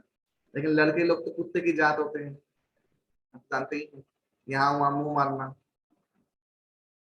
तो शादी कर लिया। वचन दिया था देव वेद में अपनी पत्नी को कि शादी करेगा, शादी नहीं करेगा, सॉरी, शादी कर दी। और शादी करने के बाद वो झगड़ा उसी बात में हो रहा है घर में कि आपने कैसे कर लिया शादी, आपने मुझे वचन दिया था। वो भी सोचा नहीं था कि पुनर्जन्म के वापस आ जाएगी। जब मैं ये सुना घटना तो मैं सोचा सच अनलकी पर्सन। जैसे जैसे एक बीवी मरी उसके बाद पुनर्जन्म को वापस भी आ गई। तो वो तो हक्का बक्का रह गया। हाँ? और बहुत रोई बेटे का नाम लेके, कैसा है वो। और बेटा तब 11 साल का था और माँ 6 साल की, पूर्ण जन्म की माँ। लेकिन बिहेवियर वैसा ही कर रही है जैसे माँ, जैसे मैच्योर लोग करते हैं। तो ये घटना फैलते फैलते महात्मा गांधी तक पहुंच गया। ये सत्य घटना है। महात्मा गांधी ने एक कमीशन इन्वेस्टिगेशन बिठाया लोगों का अंग्रेज सरकार के समय में, और प्रूव हुआ। उसको लेके गए एक्चुअली, बोले बताओ तो घर कहाँ पे है, टांगा स्टेशन से उतर के सीधा टांगा पकड़ के सीधा वो घर में लेके चली गई। तो बता दिया यहाँ पे पहले यहाँ पे कुआं था, एक कुआं कहाँ गया, मैं यहाँ से नहाती थी पहले। तो जब हटा कुआं था वहां पे, ऐसा नहीं कि नहीं था, उसके ऊपर सब कुछ लगा के उसको बंद कर दिया गया था। तो जब उठाया तो देखा सच में कुआं अभी भी है। किस घर में रहती थी, किस घर में उसने गुल्लक में कितने पैसे छुपाए थे, वो भी डिटेल बता दिया। इतने इतने पैसे थे, इतने इतने नोट थे मेरे पास, मैं छुपाया था। ये घटना सब लोगों को चौंका दिया, अंग्रेज सरकार को भी हिला दिया, और महात्मा गांधी ने इसको प्रूव किया कि नहीं, ये शांति देवी का, लुब्धि का पुनर्जन्म है शांति देवी के रूप। फिर निर्णय लिया गया क्या किया जाए, तो ऐसा हो गया है। अभी ऐसा तो कोई नियम कानून बना नहीं, पुनर्जन्म हो जाए फिर उसको वो संपत्ति वापस दिया जाए, ऐसा कानून बना नहीं था। क्या किया जाए? तो शांति देवी बोली ठीक है कोई बात नहीं, जो हो गया हो गया, मैं जन्म ली, मुझे याद है, अभी क्या करूं। और इसने शादी कर लिया, वो भी को क्या करे। शांति देवी लास्ट जन्म तक भी शादी नहीं, माने लास्ट तक भी शादी नहीं किया। और उनके जो बेटे हैं उनको शांति देवी को ही मां मानते थे, और सारा जीवन उस वो जो बेटा था पूर्व जन्म का, उस बेटे ने शांति देवी को भरण पोषण किया। ये सत्य घटना है। ये हमारे सत्य माने सत्य घटना तो बहुत सारी है, एक पूर्व प्रमाणित घटना है। सबको प्रमाण चाहिए होता है ना, जितना प्रमाण शास्त्रों के भी, शास्त्रों के सिद्धांत को प्रमाण चाहिए होता है। और साइंटिस्ट लोग जो भी उल्ट पलट चले जाते हैं वो कोई प्रमाण नहीं मानता है, वो लोग सही है। क्यों? तामझाम दिखा के बोल रहे हैं ना। और साइंस तो माने गीता तो एक बुक है, सीधा सा सिंपल सा सिद्धांत है। प्रभुपाद जी को पूछते थे लोग कि आप जो ये बोलते थे आत्मा का गति होता है, ऐसा होता है, ये होता है, ठीक है, झूठ हुआ। तो प्रभुपाद ने कहा बेटा मरने के बाद सब समझ में आ जाएगा झूठ है कि सत्य है। एक और घटना, ये घटना बहुत और भी फेमस घटना है, ये पूरे वर्ल्ड में फेमस घटना है। ये है डोरोथी एडी। इनका नाम, इनको बोला जाता है ओम सेठी।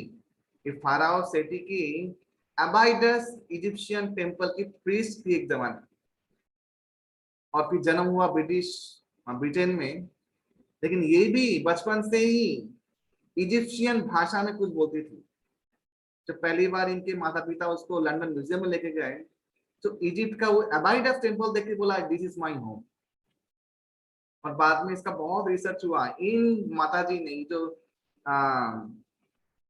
डोरोथी एडी हैं, इन्होंने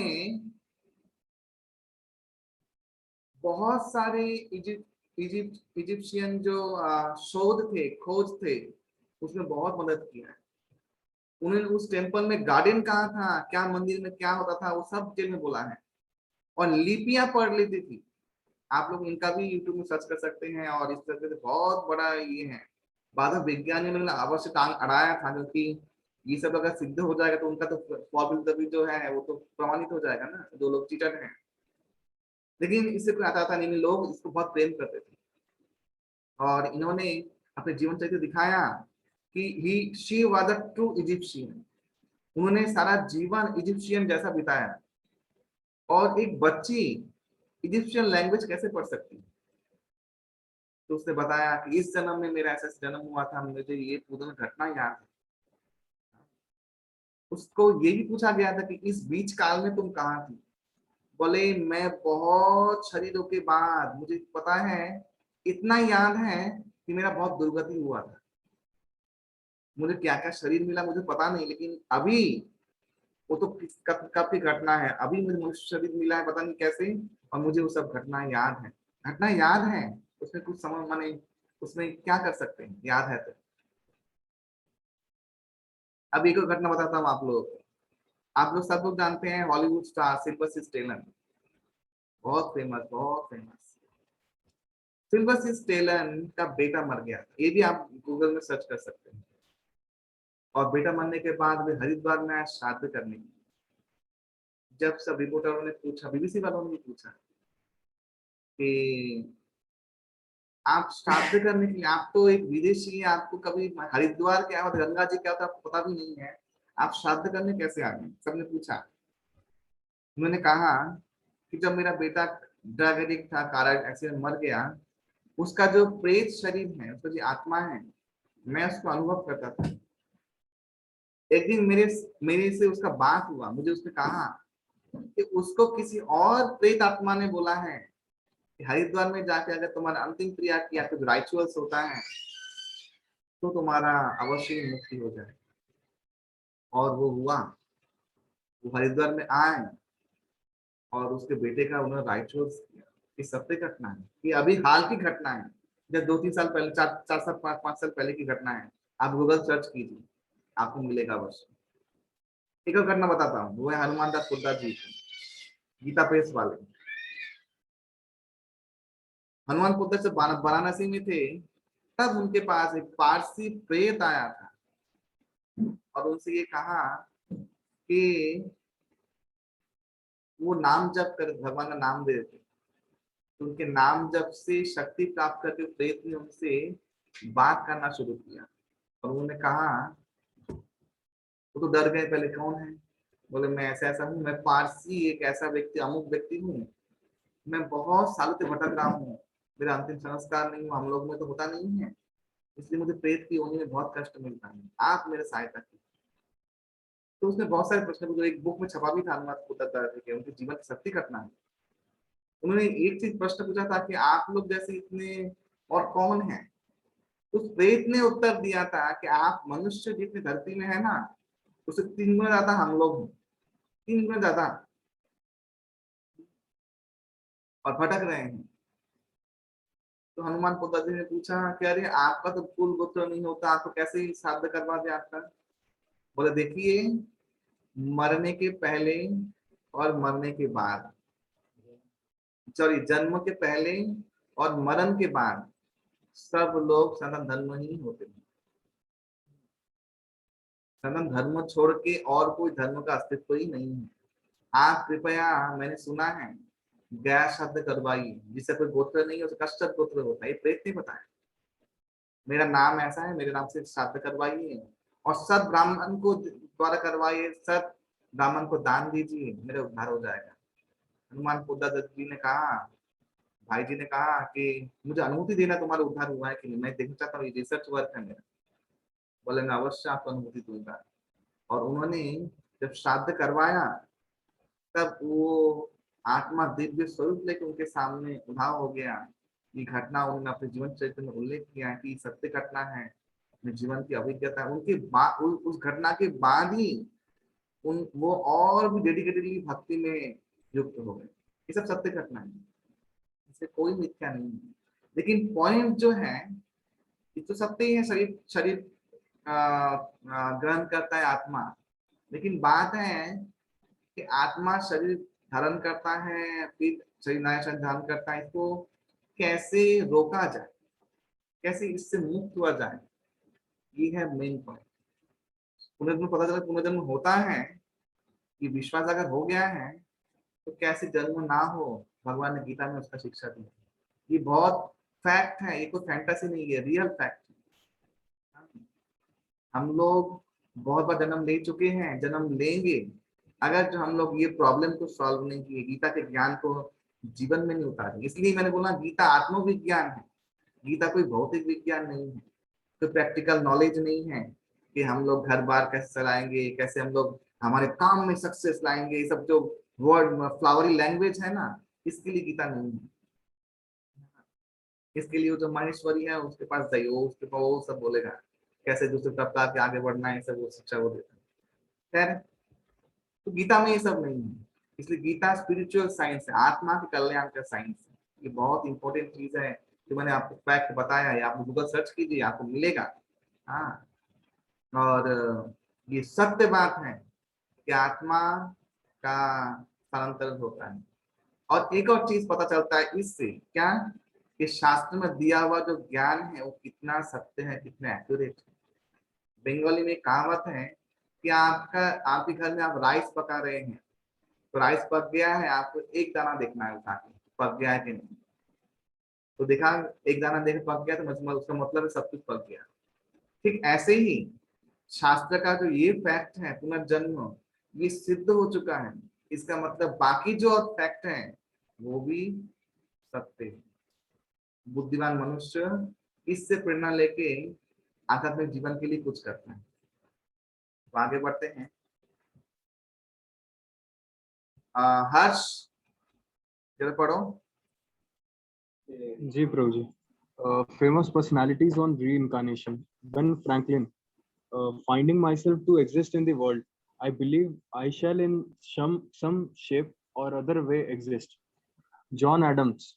Those souls who revolted against God were placed here to transmigrate through various species of animals, birds, reptiles, etc. Walt Whitman's Song of Myself. I know I am deathless. We have thus far exhausted trillions of. It's not visible. This word. Summers, winters, and summers. There are trillions ahead and trillions ahead of them. सुंदर बोला है। हाँ, तो इन सब लोगों ने भी विश्वास किया है। ये शास्त्र नहीं पढ़ के विश्वास कीजिए, सोचिए इनका फेथ कितना ज्यादा है हम लोगों से। अभी इसके आगे वो है 26 से 30 नंबर श्लोक में जन्म और मरण अबाध्य है। भगवान ने कहा है बहुत सुंदर कि जातस्य 27 नंबर श्लोक में, 27 नंबर श्लोक में, जातस्य ही ध्रुवं मृत्युं ध्रुवं जन्म मृतस्य च तस्मात् अपरिहार्येण न त्वं शोचितुम् अर्हसि। कि हे अर्जुन, जिसका जन्म हुआ है उसका मृत्यु अवधारित है, और जिसका मृत्यु हुआ जन्म अवधारित है। तो इसलिए ये सब जो परिवर्तन है इसमें तू ज्यादा मन को ना भटका, न सोचे तुम अर्हसि, तुम शोक मत करो। शोक व्यक्ति जब करता तब अज्ञानी होता तभी शोक करता है, शोक का कारण ही वही। जैसे मैंने कल कहा कि जो जन्मांधिक मोह है, माने इलॉजिकल मोह है, इसका कारण क्या है? उसमें ज्ञान नहीं है, इसलिए मोह है। ज्ञान आते ही मोह दूर होता है, सिर्फ आने से नहीं, विश्वास करने से मोह दूर होता है। और इसके बाद भगवान इधर सकाम कर्म बोल रहे हैं। अभी भगवान ललचा रहे हैं अर्जुन को, श्री के बारे में पूरा बोल दिया। अभी बोल रहे हैं कि देखो अर्जुन, तुम अगर युद्ध करोगे तो स्वर्ग प्राप्ति होगा, तुम अगर युद्ध नहीं करोगे, पलायन करोगे, तुम अपयश प्राप्ति होगा। इस लोक में परलोक में तुम्हारा कहीं गति नहीं लाभ होगा, ये अर्जुन कह रहे हैं। 31 नंबर श्लोक में भगवान कह रहे हैं धर्ममपि चादेक्ष न विकम्पितुम् अर्हसि धर्मान्ति युद्धस्य अन्यो क्षत्रियस्य न विद्यते। क्षत्रिय रूप में तुम्हारा स्वधर्म विवेचना करने के लिए धर्म के रक्षार्थ में तुम्हें युद्ध करना चाहिए। क्षत्रिय के लिए मंगलकारी इससे और कुछ भी नहीं है, इसलिए तुम विधाग्रस्त मत हो और आगे युद्ध करो। तो स्वधर्म, ये एक शिक्षा गीता में सेकंड चैप्टर में मिलता है। स्वधर्म क्या है? अपने वर्ण के अनुसार काम करना। वर्ण क्या है? जब जन्म लेते हैं हम लोग गुण और कर्मों की टेंडेंसी लेकर जन्म लेते हैं। जो हमारा पूर्व जन्म का कर्म है उसके फल के अनुसार जन्म लेते हैं हम लोग, तब गुण और कर्मों की टेंडेंसी लेकर जन्म लेते हैं हम लोग, उसे वर्ण कहते हैं। जिसको हम लोग 4 वर्ण बोलते हैं, ब्राह्मण, क्षत्रिय, वैश्य और शूद्र। इसका जो गुण क्या क्या है, कर्म क्या है, इसका व्याख्या भगवान ने 18वें अध्याय में किया है और 4वें अध्याय में थोड़ा सा बोला है, लेकिन 18वें अध्याय में डिटेल चर्चा किया तो मैं चर्चा नहीं करूंगा। लेकिन यहाँ पे स्वधर्म के बारे में अर्जुन के लिए क्या प्रयोज्य है, वो है अर्जुन क्षत्रिय है। क्षत्रान प्रजा पालय। क्षत्रिय का सबसे बड़ा धर्म क्या है? प्रजा का पालन करना। किसी भी हद तक जाके सैक्रिफाइस करके, चाहे मृत्युवरण करके युद्ध में, ये क्षत्रिय का धर्म है। क्षत्रिय इसलिए महान होता है क्योंकि वो रेडी रहता है कि वो अपने हित के बारे में नहीं सोच के प्रजा कल्याण के लिए जीवन का बलिदान देता है। ये बलिदान देना, त्याग करना, इसे बोलते हैं सेल्फलेस मोटिव। हम लोग क्या है? हम लोग सेल्फिश मोटिव मोड में है। सेल्फिश लोग मोड में क्या होता है? हम लोग कंफर्ट जोन शिकार हो जाते हैं।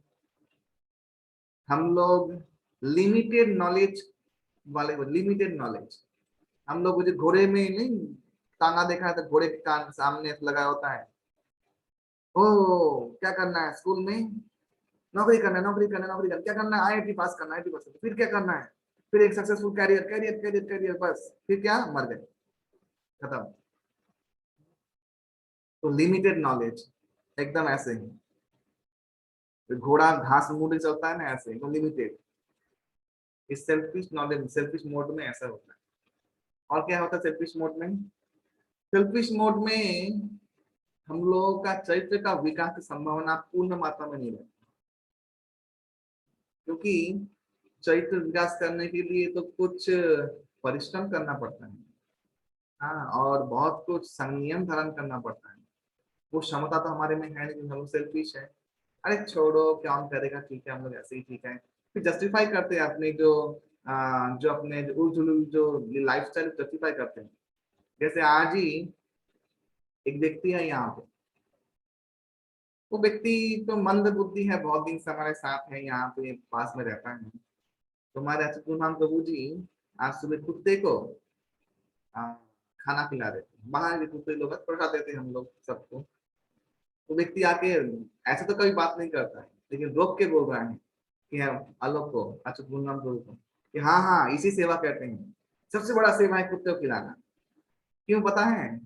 उसके घर में कुत्ता है, एक्चुअली पालता है कुत्ता, तो जस्टिफाई करने के लिए वो बोल रहा है कि हाँ कुत्ता का खिलाना सबसे बड़ा सेवा है। तो इसे कहते हैं, यही जो चीज है जस्टिफाई करना। उसका लिमिटेड बुद्धि है, उसका वो जो कर रहा है उसका बहुत सही काम करता है। कुत्ते को खिलाना तो अच्छा है बाबा, कुत्ते को खाना है, वो तो सब कुछ ठीक है। तुम फिर अंडा मांस मछली क्यों खा रहे हो? वो अच्छा है कि नहीं अच्छा है, वो जस्टिफाई करो ना। क्योंकि मैं जानता हूँ कि वो बंगाली फैमिली और विश्वास फैमिली लोग मांस मछली खाते हैं और दबा के खाते हैं, हड्डियां मरोड़ मरोड़ के खाते हैं, अंडे तोड़ मोड़ के खाते हैं। तो कुत्ते के प्रति बहुत दया है, लेकिन मछली अंडा ये सब जो खा रहे हैं, कुछ दया नहीं है।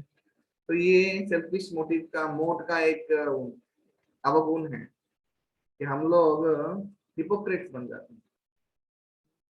बहुत दया है, कुत्ते को खिलाना हम लोग को शिक्षा दे रहा है वहां पे कि कुत्ते को खिलाना ही धर्म है, धर्म शिक्षा दे रहा है। हाँ, तो ऐसा जस्टिफाई करते हैं हम लोग। धर्म अधर्म क्या है, जस्टिफिकेशन हम लोग खुद दे देते हैं। ये सेल्फिश मोड है। सेल्फिश मोड में एक क्वालिटी अवगुण होता है, सबसे गंदा अवगुण, वो है किसी भी सत्य चीज को एक्सेप्ट नहीं करना, अपनी गलती को एक्सेप्ट नहीं करना। सबसे बड़ा गुण है।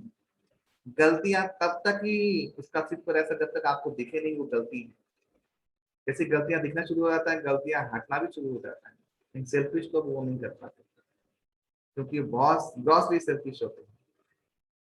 तो इसलिए भगवान स्वधर्म पालन करना माने किसी भी हद तक जाके सैक्रिफिशियल, दूसरों के लिए, महत्स्वार्थ के लिए अपनी इच्छा अपने समस्त प्रयासों से बलिदान के लिए रेडी रहना।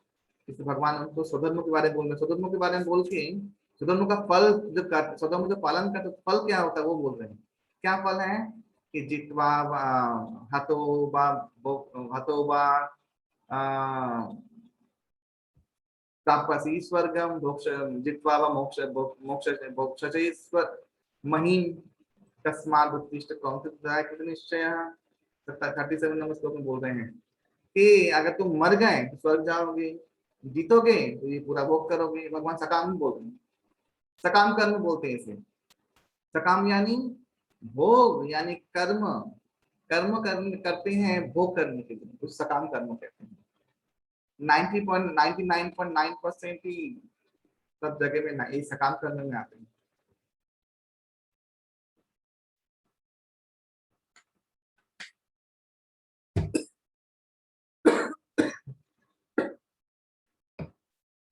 पूजा पाठ, ज्योतिष शास्त्र, तंत्र मंत्र का लोग आश्रय लेते हैं इस सकाम कर्म के लिए, अपने भोग करने के लिए। कैसे हमारी भोग की इच्छा पूर्ण हो जाए, सकाम कर्म बोलते हैं। भगवान लालच दिखा रहे उसको, दोनों हाथों में लड्डू हैं, अगर मर गया स्वर्ग जाएगा, स्वधर्म पालन किया तुमने,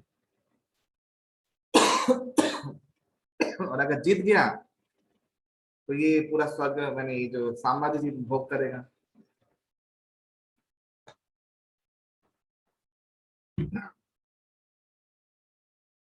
तो भगवान ने ये सकाम कर्म का लोभ भी अर्जुन को दिया, लेकिन अर्जुन इससे संतुष्ट नहीं हुआ। तो पहले सांख्य दिया, आत्मा शरीर का पार्थक्य समझाया, फिर सकाम कर्म का समझाया। तू वर्णशुद्ध धर्म का पालन कर, युद्ध कर, क्षत्रिय है तेरा काम है युद्ध करना, हायर पर्पस के लिए, तो युद्ध कर। तो उससे भी नहीं हुआ तो उसका फल के बारे में बोलने लगे। देख, अगर स्वधर्म पालन वर्णशुद्ध का पालन करता है, नियम नीति का पालन करता है, तो मरने के बाद भोग स्वर्ग भोगेगा, और अगर जीत गया तो ये सृष्टि भोगेगा। उससे नहीं हुआ। तो तब भगवान उसको निष्काम कर्म योग में लिखते हैं। ये निष्काम कर्म योग को ही बोलते हैं बुद्धि योग या भक्ति योग। तो भगवान इधर जो श्लोक कहे हैं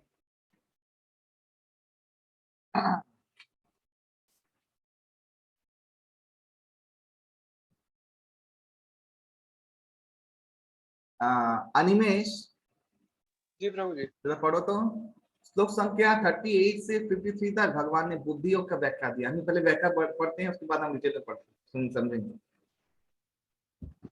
पढ़ूं? हाँ।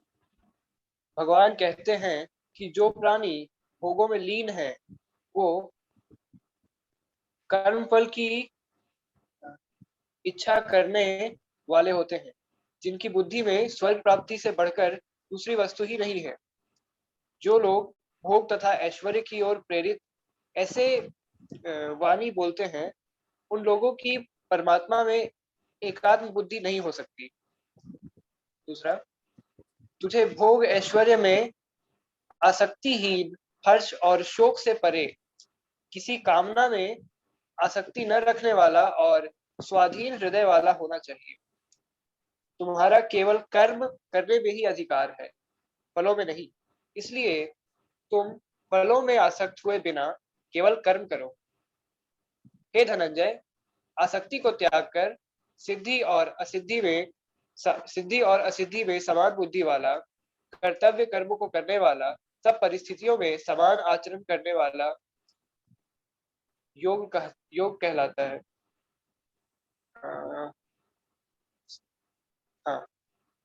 समबुद्धि युक्त पुरुष पाप और पुण्य इसी लोक में त्याग देते हैं, अर्थात मुक्ति प्राप्त कर लेते हैं। अतः तुम इस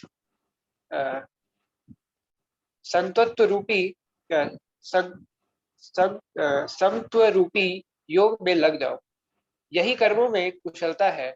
और ये दिख नहीं रहा है। और यह कर्म बंधनों से छूटने और निर्विकार परम पद को प्राप्त करने का उपाय भी है।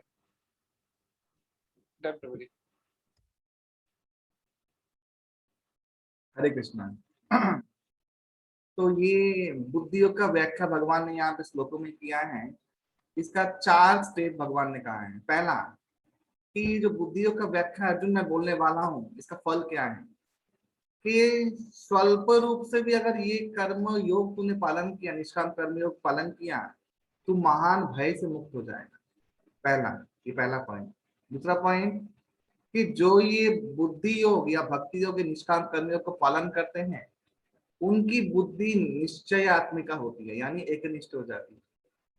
और जो लोग बहुशाखी अनंत से, जिनका मन भटकता रहता है, संसार की सुखों में लगा रहता है, जिनकी आंख हमेशा लगी रहती है सुख खोजने में, मन भटक रहा है, वो लोग की बुद्धि एकनिष्ठ नहीं होती है।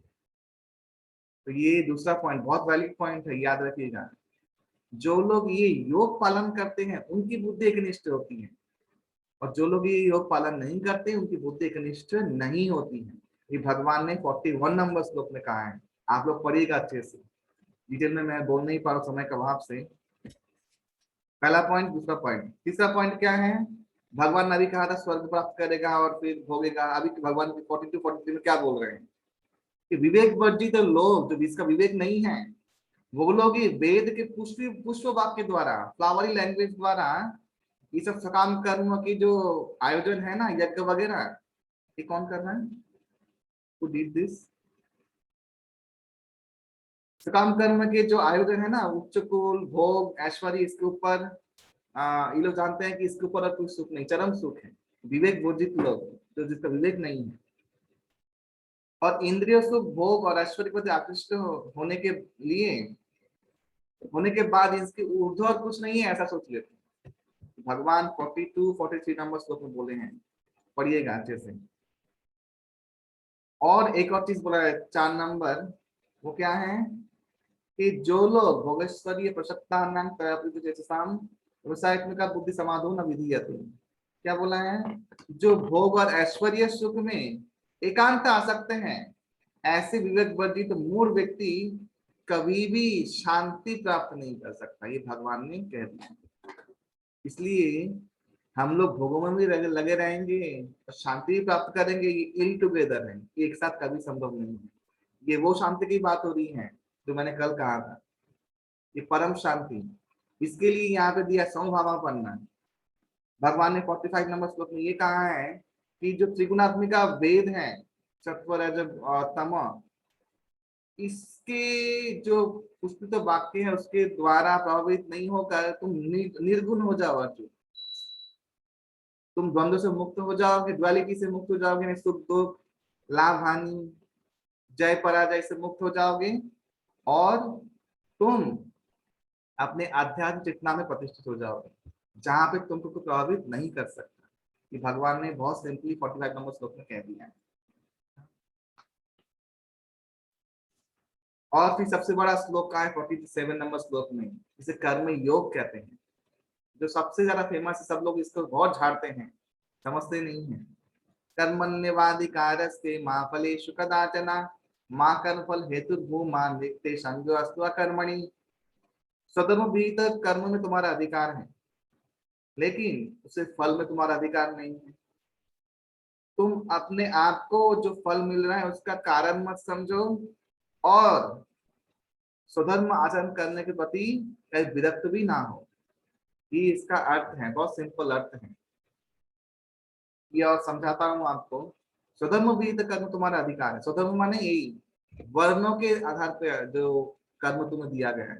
ब्राह्मण यानी ब्राह्मण कर्म करेगा, स्वधर्म क्षत्रिय क्षत्रिय कर्म करेगा, वैश्य वैश्य कर्म करेगा, शुद्ध शुद्ध कर्म करेगा। इसके अनुसार कर्म करने का अधिकार तुम्हारा है, तुम कर्म करो उसके अनुसार। लेकिन उसके जो फल मिलने वाला है कर्म का, उसमें तुम्हारा वो फल की आशा तुम मत करो।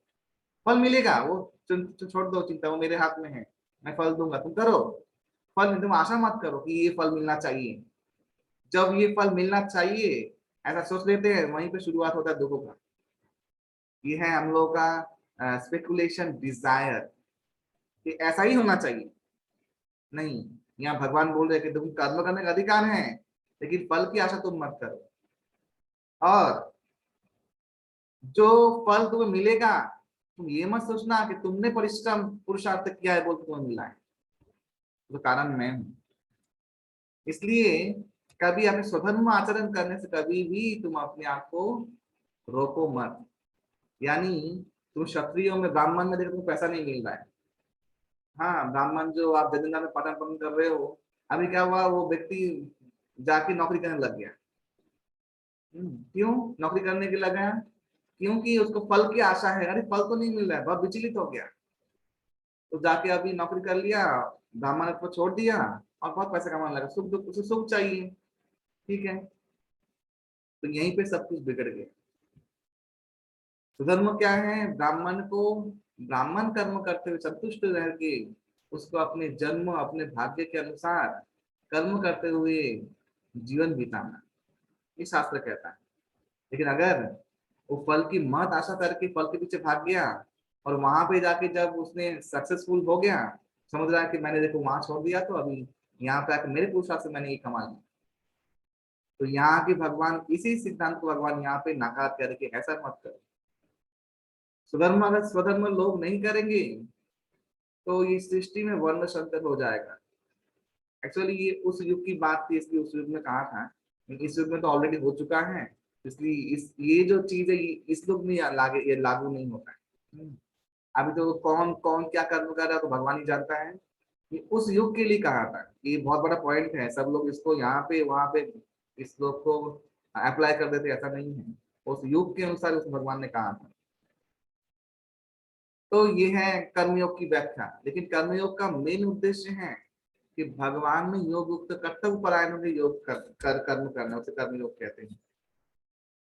तो I think I should stop here, क्योंकि टाइम हो रहा है और कल छोटा सा पार्ट बाकी है सेकंड चैप्टर का, उसके बाद हम लोग 2 चैप्टर और कर लेंगे और उसके बाद हम लोग थर्ड और फोर्थ चैप्टर खत्म करेंगे आज, क्योंकि ये चैप्टर बहुत बड़ा है, समझना भी बहुत कठिन है। इस चैप्टर को मैंने तो कोशिश किया पूरा, लेकिन हाँ, ये कोर्स क्रैश कोर्स है, क्रैश यानी क्रैश किया हुआ नॉलेज मिलेगा आपको, हाँ, ब्लॉसमिंग नॉलेज नहीं मिलेगा। तो आई शुड स्टॉप हियर। अभी आप लोगों के प्रश्न हैं तो आप लोग पूछ सकते हैं।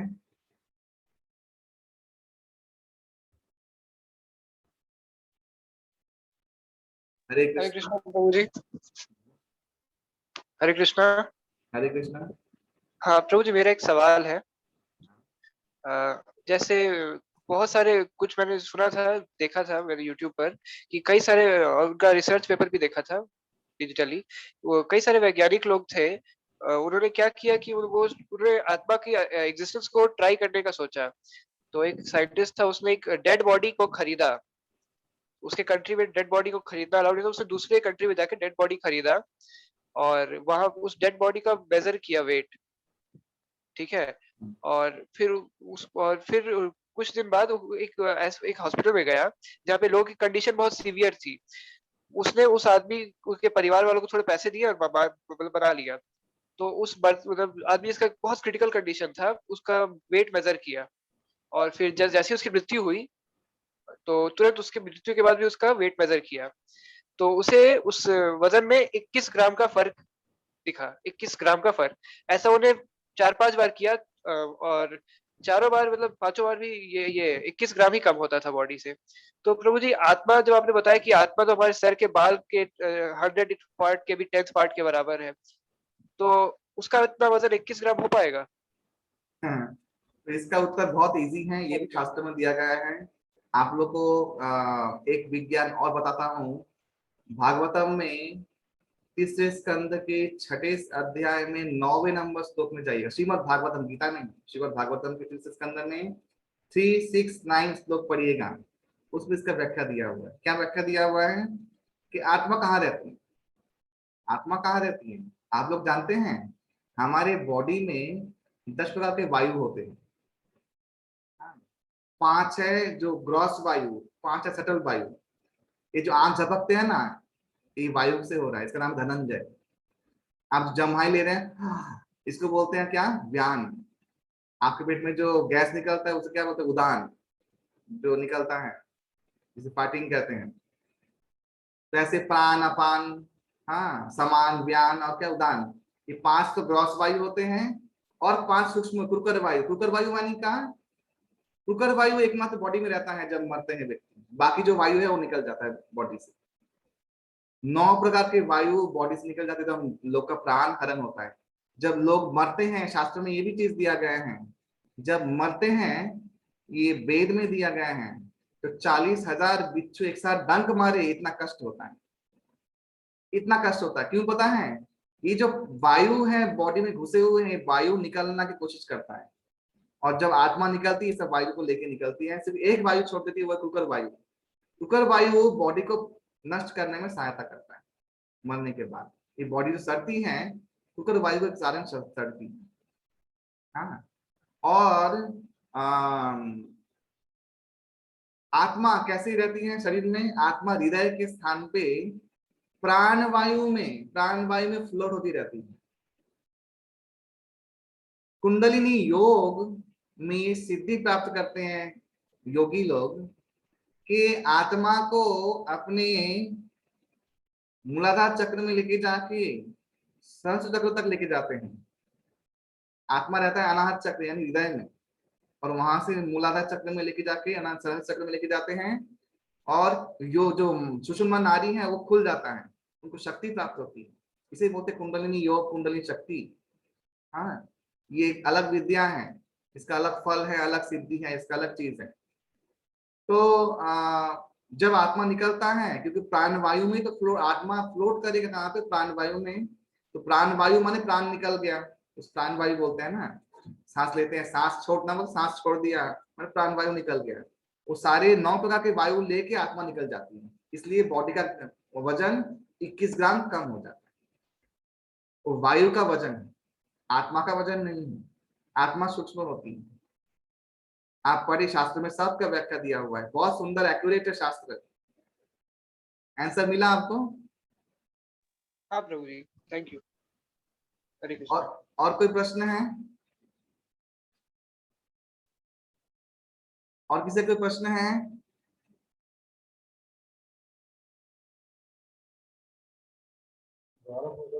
तुम्हारा आवाज नहीं दे रहा गौरव। प्रभु जी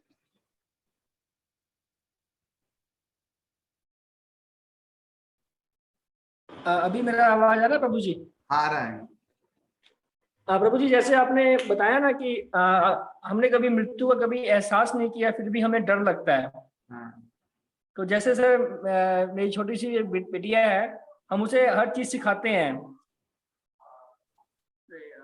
कट गया फोन, स्विच ऑफ। हाँ, और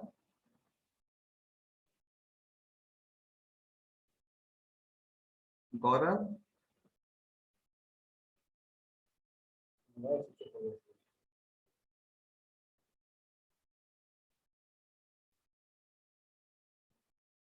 बच्ची को सिखा देकर कहाँ चला गया रे?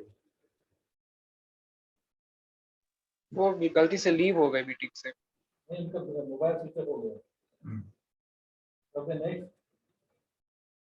किसी और कोई प्रश्न है? हरे कृष्ण प्रभु जी। हाँ अंकित। प्रभु जी, आप बोले कि ब्राह्मण कौन है? जो व्यक्ति अपने सारे समस्याओं का समाधान कर लेता है वो ब्राह्मण है। तो ये कैसे? ये कैसे? क्योंकि भगवान तो समस्या आना या जाना ये तो भगवान निर्धारित करते हैं। यहाँ पे जो समस्या का कारण बोला गया है, क्या समस्या है? वो है जीवन की परम समस्या, यानी जन्म मृत्यु जरा व्याधि। इसका हल जो निकाल लेता है वो ब्राह्मण।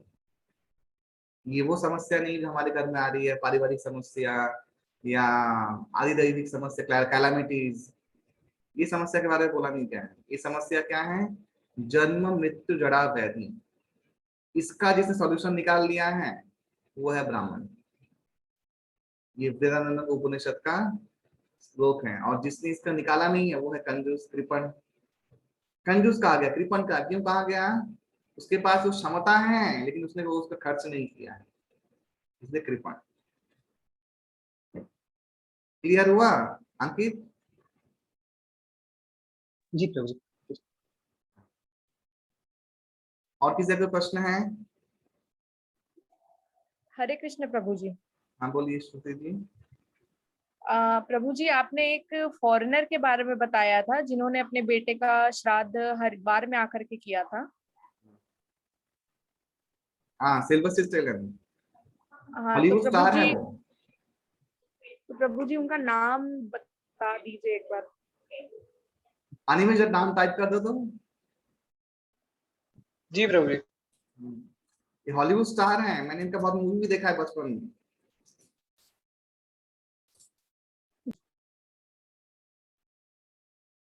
लिख दिया है।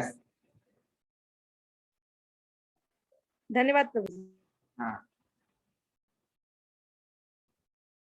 और किसी का कोई प्रश्न?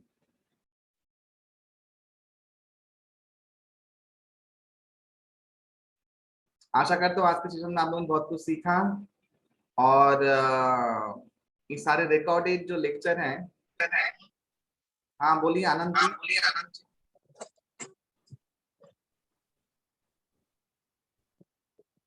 कुछ बोलेंगे?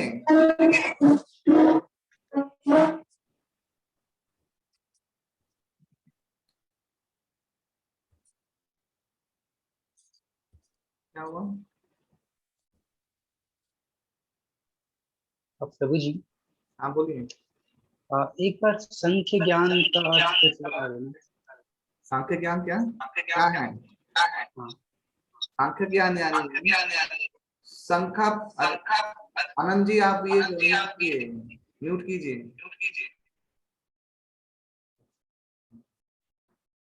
संख्या पूर्ण यानी पॉइंट पॉइंट के साथ 1 2 3 4 5 6 7 पॉइंट के संख्या पूर्वक देह और आत्मा में डिफरेंस निर्णय करना, सिद्धांत करना को सांख्य ज्ञान बोलते हैं। समझ में आया? लिस्ट बना के एकदम कि आत्मा में ये गुण है, देह में ये गुण नहीं है, आत्मा में ये गुण है, देह में ये गुण नहीं है। तो बॉडी, देह और आत्मा में जो भेद है उसको लिस्ट संख्या पूर्वक लिस्टिंग करने को कहते हैं सांख्य ज्ञान, और कुछ नहीं। तो ये जो संख्या पूर्वक है वो तो बस वही है ना, 3 जो आप बताए, थिंकिंग, विलिंग एंड फीलिंग। वो भी है, जैसे ये भी बहुत सारे कहे ना भगवान ने, जला नहीं जा सकता, शरीर जलाया जा सकता है, ऐसे बहुत सारे पॉइंट, डिटेल में पॉइंट भगवान ने डिटेल में कहा है सांख्य ज्ञान। सुखाया नहीं जा सकता, बॉडी को सुखाया जा सकता है, हम लोग नहा के सुखाते हैं अपने आप को, ये सब बात डिटेल, माइनर डिटेल। वो तो मूल मूल 3 तो चीज है ही, लेकिन ये और भी डिटेल। ओके देन, फिर हम लोग कल मिलते हैं और सांख्य पूर्ण करेंगे द्वितीय अध्याय, और उसके बाद तीसरा और चौथा अध्याय हम लोग कोशिश करेंगे पूर्ण करने का। माफ कीजिएगा, समय का अवधि कम है, आप लोग का भी पेशेंट है नहीं इतना सुनने का, लेकिन जितना हो सकता है मैं कंसाइज मोड में सब कुछ दे रहा हूँ। हरे कृष्णा, धन्यवाद, बहुत बहुत शुभ रात्रि। हरे कृष्णा। हरे कृष्ण।